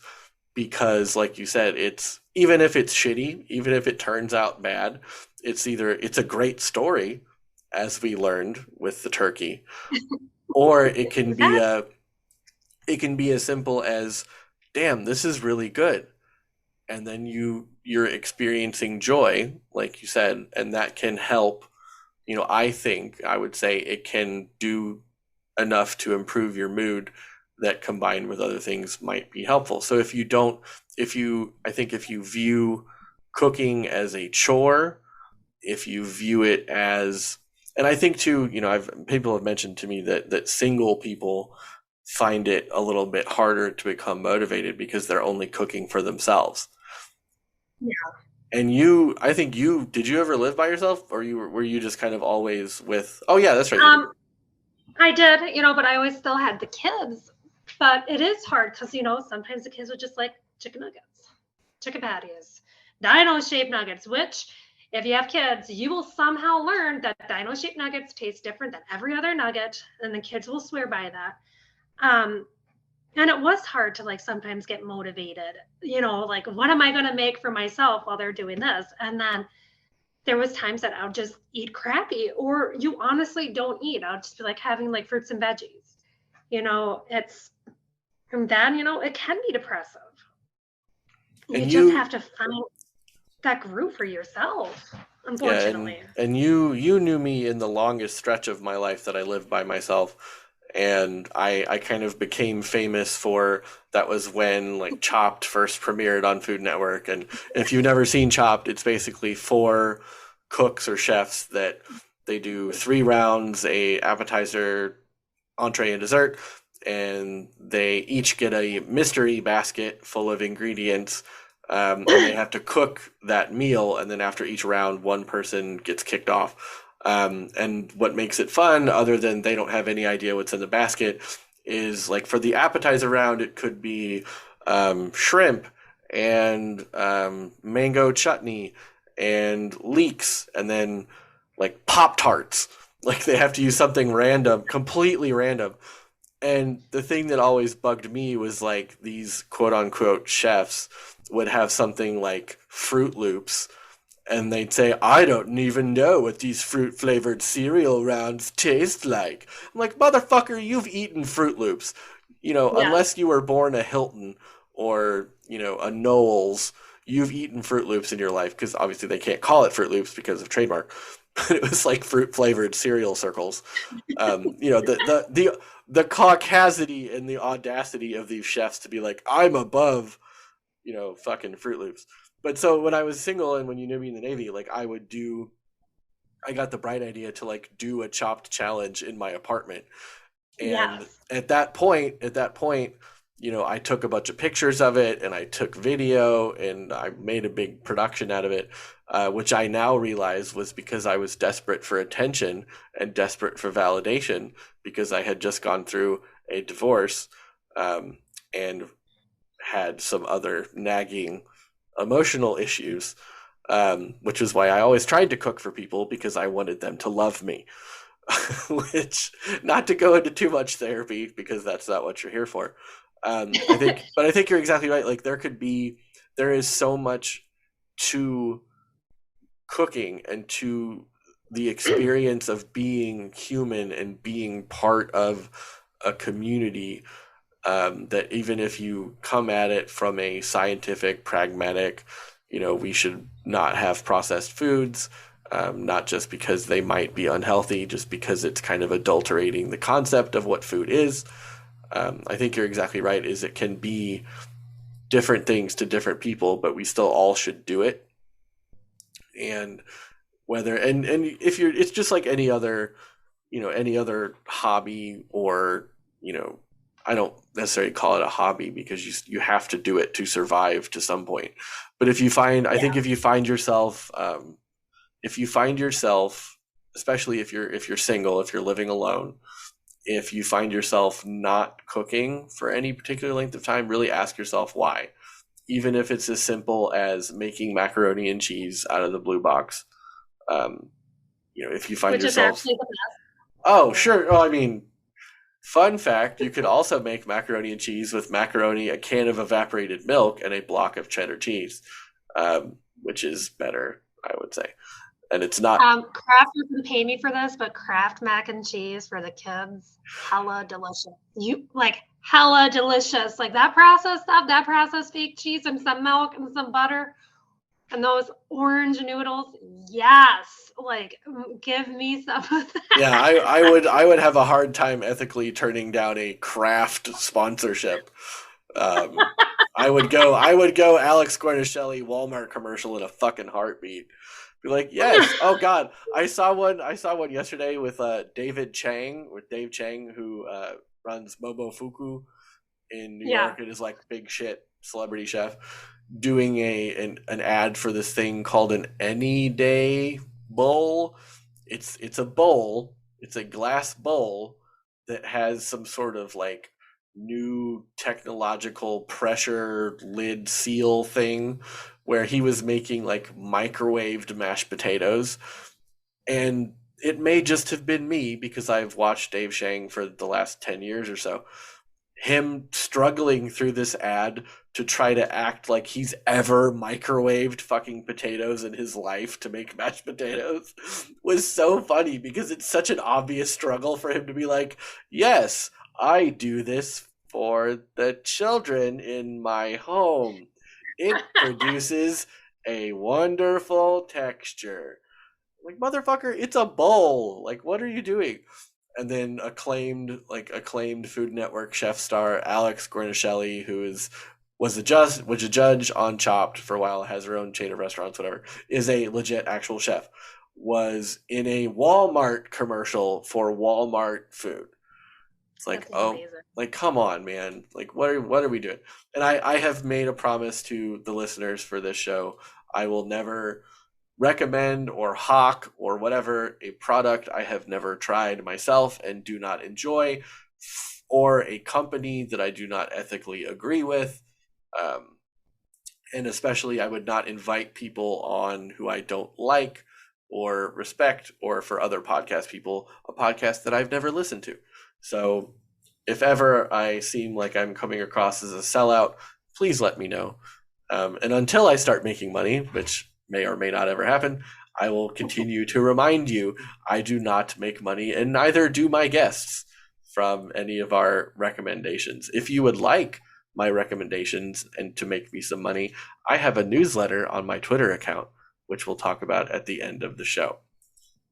So that's, I think, why humans cook, and I think you're really hitting some nails on heads there, because I think parents too, we have a different set of responsibilities that are neither more or less valid than those of unchilded people or unmarried people or people who choose to be whatever position you have in life. You have a unique relationship with food and cooking.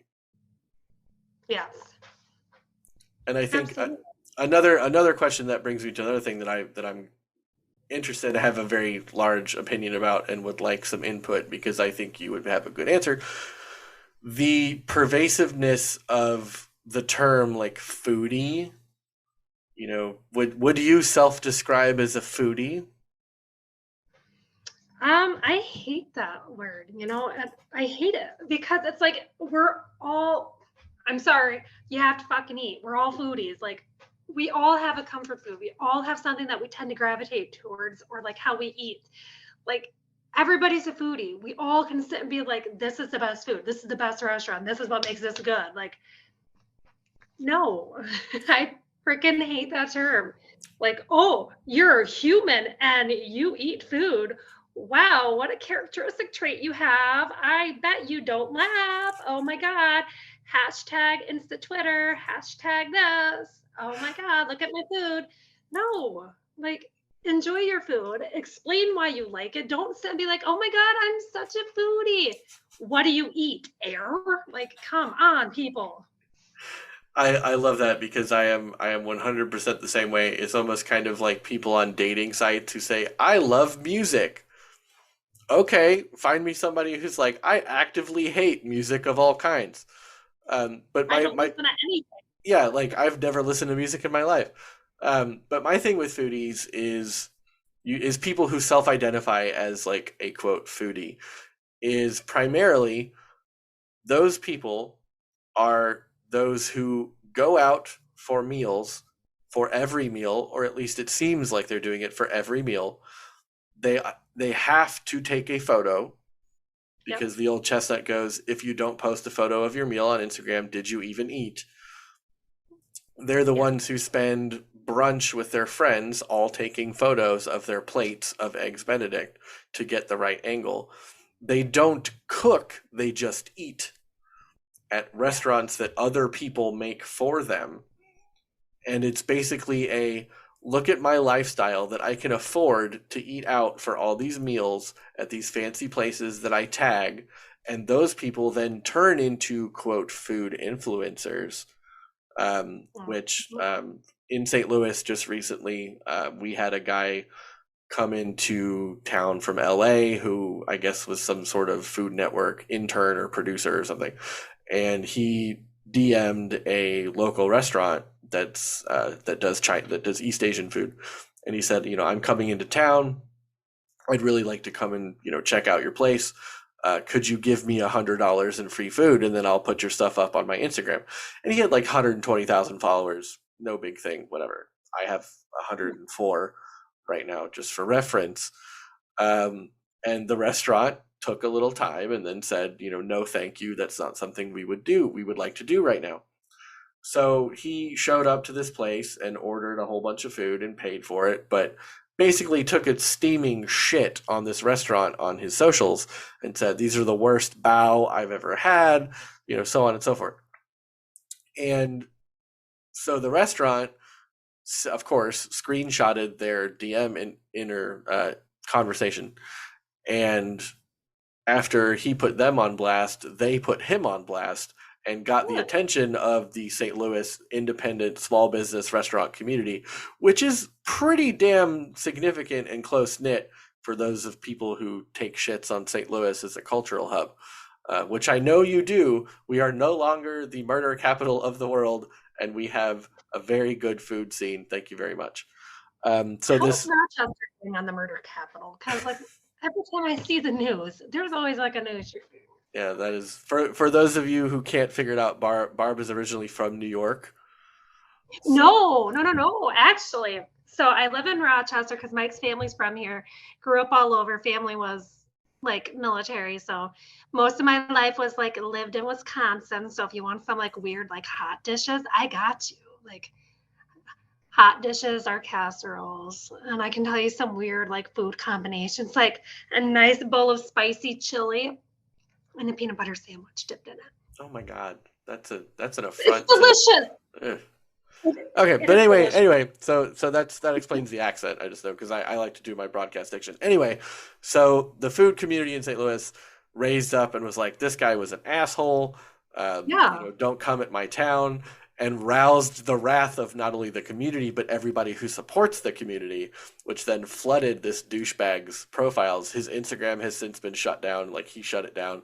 He shut down his Twitter. They basically like booted this guy off the internet, which is hysterical to me. So Yeah. I don't appreciate the people who are proto influencers who not only flaunt the fact that, oh, I eat all the time. Like every community, wherever you live in the world, and I talked to my friend Wish, who lives in Singapore, and interviewed for the show about this. It's in Singapore. It's in the UK. It's in everywhere across the United States. You have people who their entire social existence is to go out and eat food, expensive places. They don't go to dive bars. Like they don't go to, you know, Cracker Barrel. They don't go to chain restaurant. They're trying to prove something of their own self-worth by going and Yeah. eating by going and eating at these fancy places that cost $40 a plate that they can then turn into, oh look, my professional food photos have gotten me 100,000 followers, you should give me free stuff. No, being an Mm-mm. influencer is not a fucking job. And I work in digital marketing and I work with quote influencers. It's a means to an end for a business if you can provide them value. It's just like any Yeah. other business. You are kidding yourself if you think it's some sort of like special skill. Whatever. It's dumb. I influence in that this is what I cook with. These are the tools that I use. These are the brands that I like. If you use them, you will also like them and continue to cook with them. Um, if those businesses decide that they value my contribution and honest contribution to their products, fine. They can come and give me $20,000. I'm not going to turn that down. But at that point, like, it has been established as an honest relationship. I will never ask for free things from anybody. If you want to send me some things out of the goodness of your heart, because you have a you have strong passion about your product, that you can eat the $4 or whatever to send me a steak or something, or a bag of spice mix or whatever. Um, Yeah. then that's great, because I will give you, if you have that much faith in your product, then I will give you an honest shot. And 9 times out of 10, I would bet it's really fucking good, or it's a good product, food, cutlery, whatever. So foodies, I think, undermine that system, not only from the business and content creator side of it, but from the general public side of it too, because they put out this unachievable mystery and condescension around food, that, like, Yeah. in order to be the kind of classy person who enjoys good food, you have to go out. You have to, take photos a certain way. And that, I think that's unfair to us normies who don't do that, whether you're a parent or whether you're by yourself or married or unmarried, kids, no kids, whatever. Um, or if you just choose not to go to restaurants because sometimes they can be shitty. I think they do a disservice to the concept of how we relate as humans to food. Yeah. So I say death to foodies. Say, I Yeah. enjoy eating. I like to share places that I enjoy. And there are some, I know some people and I follow some people who are legitimately genuine. They're like, I just really like to eat at restaurants in St. Louis or wherever. And, sometimes, and they don't bust themselves over backwards trying to get a perfect shot. And they say, I had this and such dish at this and such place. It wasn't great, but, the service is cool, whatever. And, they've never done ads, whatever, and that's fine. But those people are needles in haystacks. And I think, Yeah. I say death to foodies. I'm going to turn that into a thing. Come at me. Let's have some at wars. You can at me, foodies. Let's go. Exactly. Like, I wish that they would take a step back and like actually analyze this. Like, go to those small, mom and pop restaurants. Be a real foodie. Find a recipe on the internet, cook it. Like do this, plate it, make it yours. Like, everybody needs to eat, but don't take away that and just be like, oh my God, look at this, I'm a foodie. Or like how they knock. Like, I get pissed like when you see like these people, like how you were talking about that one dude, like how you just knock something. Like, restaurants can have off days. You can have a different flavor profile, like this, going way back to the beginning of like how things taste to each person. Like, they like they make it with their recipe, bare hands. You may not like it, and you can sit and say, hey, the presentation was good, this was good, X, Y, and Z. I did not like the flavor profile. End of story. Don't sit and knock, like, unless I'm finding like somebody's fingernail and hair and shit like that, then I'll be like, don't eat here. Like, not good. And like, there have been places that like we've ate and I just didn't like the flavor profiles. So we went back and tried something different. And it's like, okay, this place is good. This does taste better. Like, I prefer this dish over the signature dish that's making them known. It's, don't be such, I hate, and I'm going to use the word hate. I hate how social media has influenced such a drastic part of our nature that everything has to be posted. Everybody has a massive opinion and their opinion matters. And like, there's nothing real about anything anymore, and foodies are a big thing. Like, instead of like going and trying a restaurant, like, oh, what did this foodie, and like hand quotations, what did this foodie say about it? Fucking go try it for yourself. Go be a person and try it. Don't look up like what freaking some random person on Instagram or TikTok or Twitter, like, oh my God, they have the best bubble tea and the service is so great. And but Hashtag I think sometimes you don't even get any notes. You just get ate, or it's like hashtag ate this or I ate, picture, and then they tag the restaurant. That's it. It's like, well, okay, well, to me, and my audience knows this, presentation doesn't fucking matter because your no, food is going to taste good. The only presentation that matters is like sandwich construction and, if the sauce is supposed to be on top of the thing or whatever. Like garnish, most times if you're going to garnish, it should be something you want to eat. If you have yeah, garnish and you end up moving it to the side of your plate, what the fuck is it even there for? So fancy pictures of your food doesn't tell me anything. I mean, okay, so there are some scientific and evolutionary things about like what food looks good and why certain foods look good. Things like mold, we are trained to recognize as bad because then we can pick it out and not eat it. But generally, I think what foodies fail us normies at is they don't investigate. They don't become invested in what they're eating. They're just eating for the sake of being fancy. They yeah, don't say, I researched this independent bakery. I had the honor of talking to their head pastry chef who, da da da, personal story. And then I ordered and paid for such and such signature pastry dish, which chef had told me da da da backstory.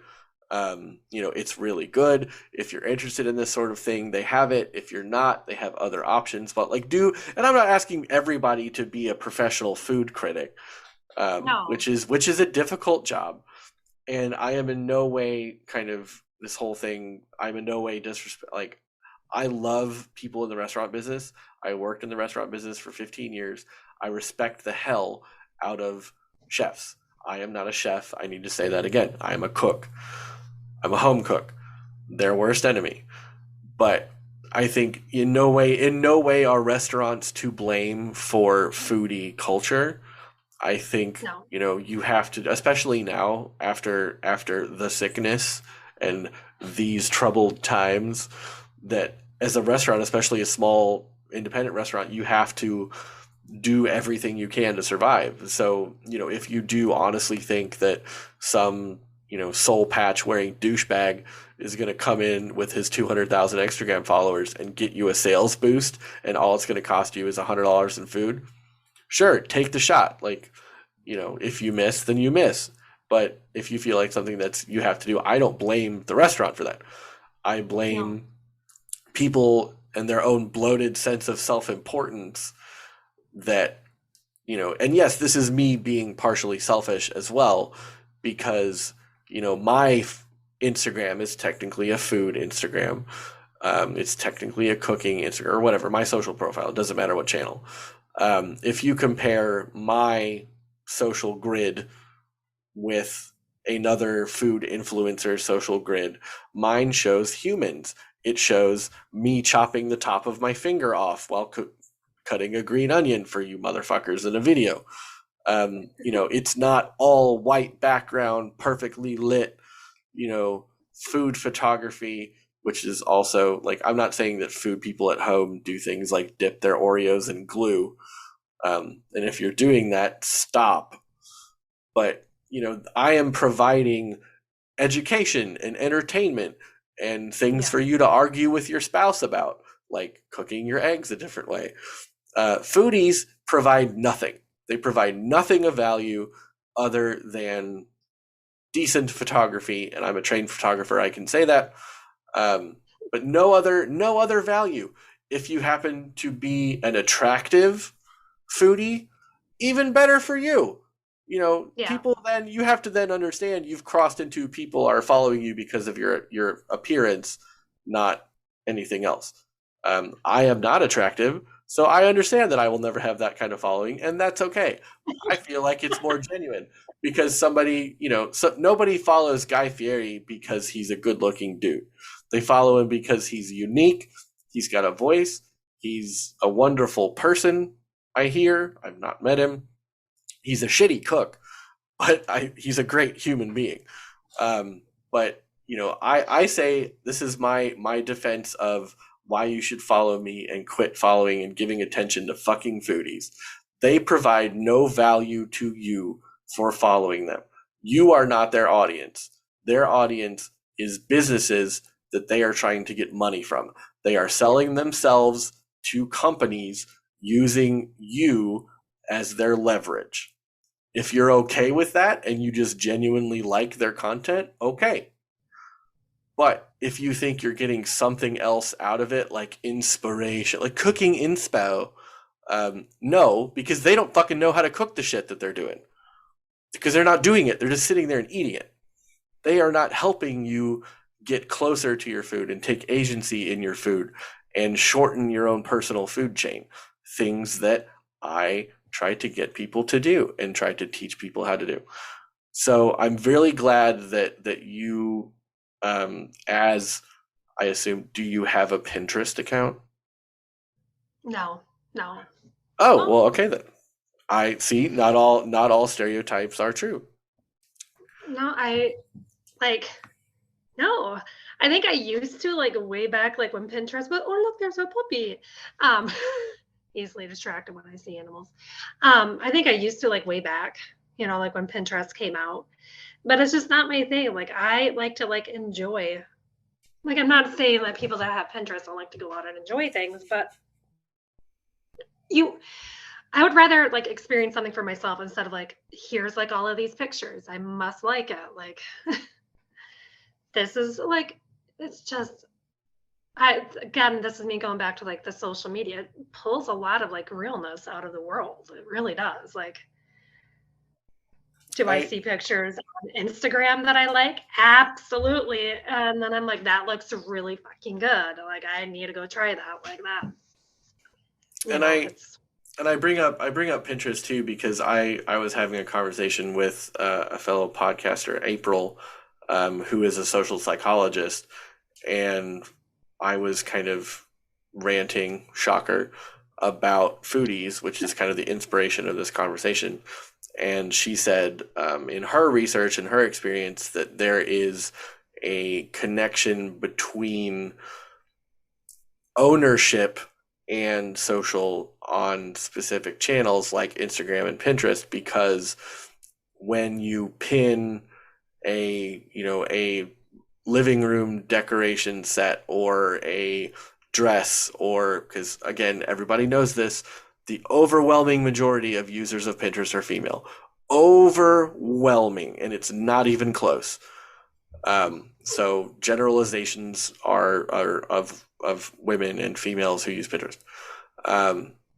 So when you pin that living room decor or frittata or whatever it is, whether or not you ever intend to buy it or cook it or paint it or craft it or whatever, because it's on your board, she was explaining to me, you feel like you have ownership of that thing. It's a digital thing and it's not tangible, but your lizard brain says, oh, that's mine. And I can come back to it whenever I want. And she brought up another interesting example of like Amazon wish lists or Amazon, saved for later. I have so much stuff in my saved for later. Most of it is most of mine is like stainless steel cookware that I can't afford. Wink, wink, nudge, nudge, affiliate links, nudge, nudge. Mine's just like outfits that like I want to wear for like when we go to like the Dominican or like when I get back into shape, like I could totally wear that with the body of having, bearing 6 kids and, carrying 11 pregnancies. Bitch, no, I can't. I need to tuck in that fupa. Like, oh boy, our first fupa reference. That's awesome. Don't go look that up. Don't go look that up. Just if you don't know what it is, just let it pass you by.